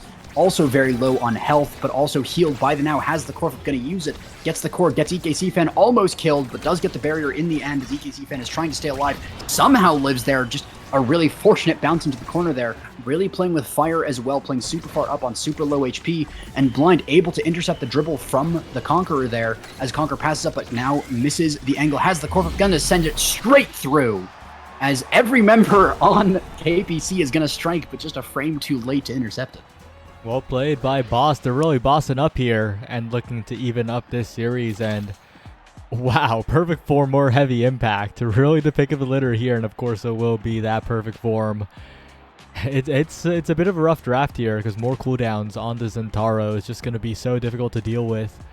And I think the main concern I have is Kazan's Puppy Club, that first game, they played so well on the offense that they kind of hid one of their main weaknesses that is showing up in this second game, and it's defensive positioning. Blind and EKC Fan are not helping out Wipeout Ninja on the defense. Blind on the bottom side in that last point let the core go by 3 different times, gave Boss 3 extra opportunities, and it's usually because EKC Fan and Blind are so good on the offense they don't have to help out on the defense, but against Boss is just forcing them on the defense now, and they need to adapt. Yeah, I think another part of this is a bit of an overcooked draft. They do get a double, though, as we're talking about this. But the blind doesn't seem as confident in the Asher as on the Julie, and it seems like it was, the pickup to deny the Conqueror even further. You take out the X, you take out the Asher. He doesn't have as many picks left. So blind picking up this Asher there may have been a little bit too much there. But again, they have a little bit of momentum here. They just have to get through the final little bit of this offense. Again, it's one of those things, the best defense is a good offense. If they can improve their offense here, it's good enough. If they can get the goal in, they don't have to worry about that offense as much. But you're absolutely right that there are some holes in the defense that are absolutely being exploited by Boss. And right now, look, the Conqueror with the dribbling plays up. Bloody Blossom in the midfield. The EKC Fan gets it out once, and it goes to Blind. Possession's maintained for a moment, but again, it just sent forward. The possession just not being kept by KPC. EKC Fan looking for a pass, but Arlong, I think, has adapted a lot to the positioning of these two KPC players, and is just sending out strike shots, sending out astral projections so well to really just to prevent any of that offense from even getting started. And now the barriers fall despite the barrier advantage once being held by Kazan's Puppy Club. Another flip available, it's deflected away, but now Arlong has plenty of room to play with. Down to Conquer and Bloody Blossom, who are patrolling the midfield, and they have such great defensive positioning here. Yeah, but in the end, just a simple strike. It's always hilarious to see those points where we see absolute brawling, every single ability being used to its absolute utmost, and then the end of it is just one strike into the goal and overtime going just a little bit too fast when the goalie's just a little bit too out of position because of a pass. Yeah, that was an unfortunate strike by Arlong, and Blind will capitalize even more with a KO being found.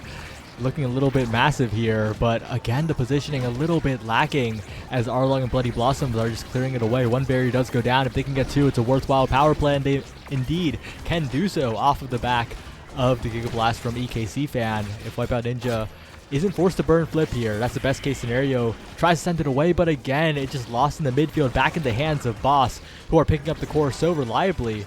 But again, another chance, another flip available around the expanse from Blind 2-0, and they're looking to send us to set 5. It felt like that was a pixel perfect angle. That was so close to cutting the expanse and so close to not going into the goal, but he found the perfect needle thread to hit the right angle on the bottom and get past the expanse. So nicely found there in the moment by Blind. Not an easy feat to just off the cuff do that. And wins the midfield interaction with the barrier beam. Definitely a good choice to use that there, as EKC Fan now brought incredibly low. The Conqueror dribbling it forward with the Oni's blade. Blind now, again, just loses to the strike shot. Arlong is playing very well on the defense to nullify Blind, just like how Wipeout Ninja nullified the Asher of the Conqueror in the first game. We'll see if that does continue, but an amazing Giga Blast by EKC Fan opens up the net. A flip's available from Blind, but a little bit early as Conqueror just slides it right in past the strike of Wipeout Ninja. No strike board required. Yeah. Not quite enough patience there by Blind. Was trying to go for the counter flip, but just did it a little bit too early. Arlong having magnificent patience there, able to keep control there, able to get it forward. And of course, prompts to the Conqueror for being able to put it in the end. The Sad Boys angle as well means that only one barrier goes down. The double is finally found. Good offense there by Blind, not giving up after the Sad Boys angle. We see the ult from Zentaro actually prevents the Ensnare Drums from coming out. The core flip is kind of rushed there from Wipeout Ninja, but it does get it cleared. The Giga's soaked up by the Unstoppable from Zentaro there, and it goes into the goal as well, and that is KPC taking us to a set 5. I like that. I like that adaptation. I like that EKC Fan is just running forward with the core more, because right now, if they're not going to have that defensive position necessary to really just hold it down, then they need to just keep it forward. And here's the question: are we going to deny it? Oh, okay. Well, yep. I think they're in a position where they could just pick up quick strikes and give over Manu, because as long as EKC Fan keeps it up confidently, I'm pretty sure they're still in a good spot. But the deny is always the safe way to go. But it does mean that Quick Strikes is there on Bloody Blossom, who has already been patrolling the midfield quite reliably. On the other side, of course, there's the team player, but I think overall a very good draft for Boss. Yeah, but do not sleep there. Blind able to pick up rapid fire prime time on Asher with size and catalyst. Not a weak Asher build there by any means. So gonna be able to put out a lot of stuff, but has to get the core. And that's the unfortunate thing. You said it earlier, just the midfield interference is too strong from Bloss. Once it gets to Blind, there's a lot of opportunity here, and we're seeing it now with the dash and the strike executed perfectly by Blind there. If they can get it forward again without being intercepted, Giga's really good, and that's it. The barrier beam catches it, and that is 1 point in what is potentially the last set here. Boss has to lock in here, or they will be knocked out of Osas Season 7. Yeah, and that point was incredibly well played from Blind. Finally gets the barrier beam dribble he was looking for. Finally is able to convert, and those kinds of points are what they want, but the Conqueror did look confident still. Did press it forward, and of course that hot shot on Arlong is going to mean a lot more cooldowns, but an amazing flip by Wipeout Ninja. 2 barriers on the other side. The flip nullified by the barrage of EKC fan. They could be 1 goal away if they do convert here, and EKC fans just patrolling the bottom side of the map, but it slips right by, but the KO's found, doesn't even matter, it's a power play, pass up to the top side, EKC fan maintaining possession, pass to the bottom, trying to win the strike war, but it's defended away by Arlong for the moment, but the Oni's blade will keep it forward a little bit as the respawn does come in. Wipeout Ninja trying to send it forward, but Conqueror wins the strike interaction. A flip available for Arlong here, stunned up, but still gets it out of there, and Bloody Blossom will help out on the defense, and the Expanse is available down to the bottom side. Blind not in position to pick it up, and the Conqueror a little bit greedy with the elusive, loses track at the core, but has a flip now. But Wipeout Ninja has the primary. Yeah, oh, the Astral Projection as well. Blind not quite patient enough there. And that's going to be not quite the goal going in. Blind just barely missing the primary there. EKC fan, though, gets it forward. The dribble from Blind is nice. Gets it up to the top. Gets it down to the bottom. Potentially tries to go straight through. And that is not what you can do against an Atlas. You have to go around for the most part. EKC fan, though, picking it up, has the core flip available, is going to be looking to potentially put it in. Get it to Blind. Not quite through, though. The Ensnare Drum gets the Centauro, but he's teleporting out anyways. Core flip is great. Into the primary from Asher as well. Beautifully set up there by KPC. They had an absolute amazing beginning to that point with the Sad Boys double, and then they just lost it in the middle, but then they had that sort of parabola arc. They came back in strong force towards the end again. Yeah, and I think if Blind and EKC fan just pass it back, just pass it one more time, I think they can clean up this point so quickly. Blind has flip available. They have the resources. They have they have the possession right now. They have a barrier, and the core is being kept on the other side of the map, exactly what they need right now. But as it goes to the other side, as the barrier is taken, Boss are not out of this just yet.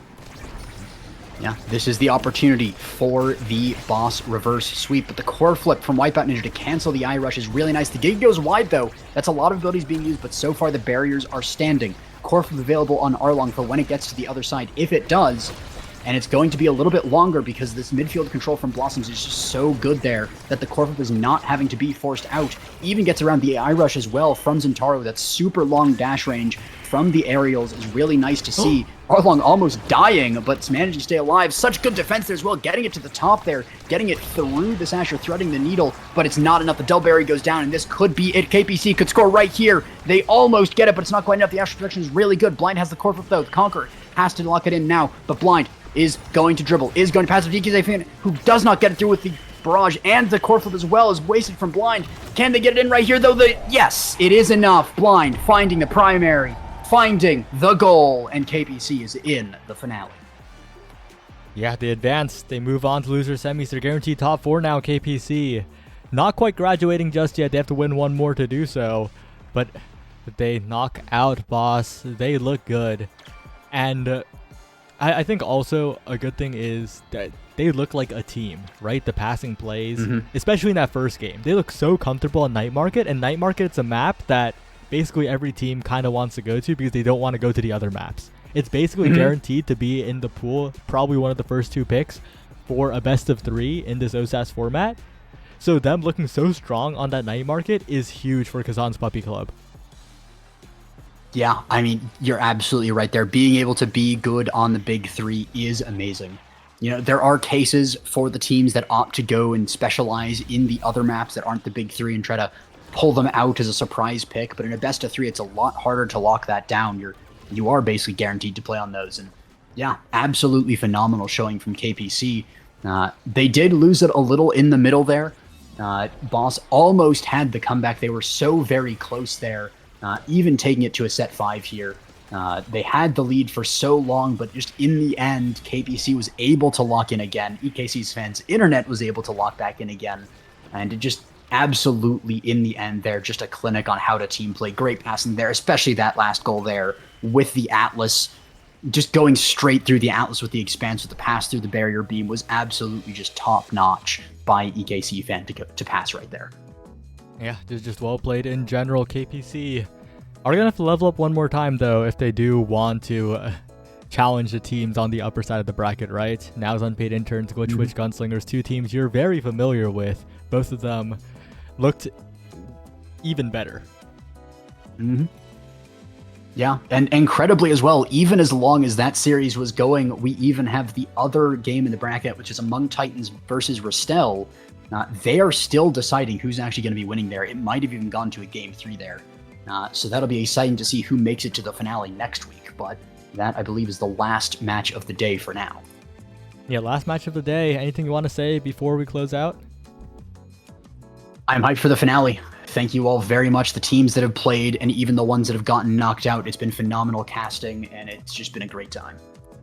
Right, on that note, see you next week. And also tomorrow, there's a bit of a weekly Team Player Today, I've heard. So, yeah, always on Bestie and Slot. Don't miss it. See you, everyone. See ya.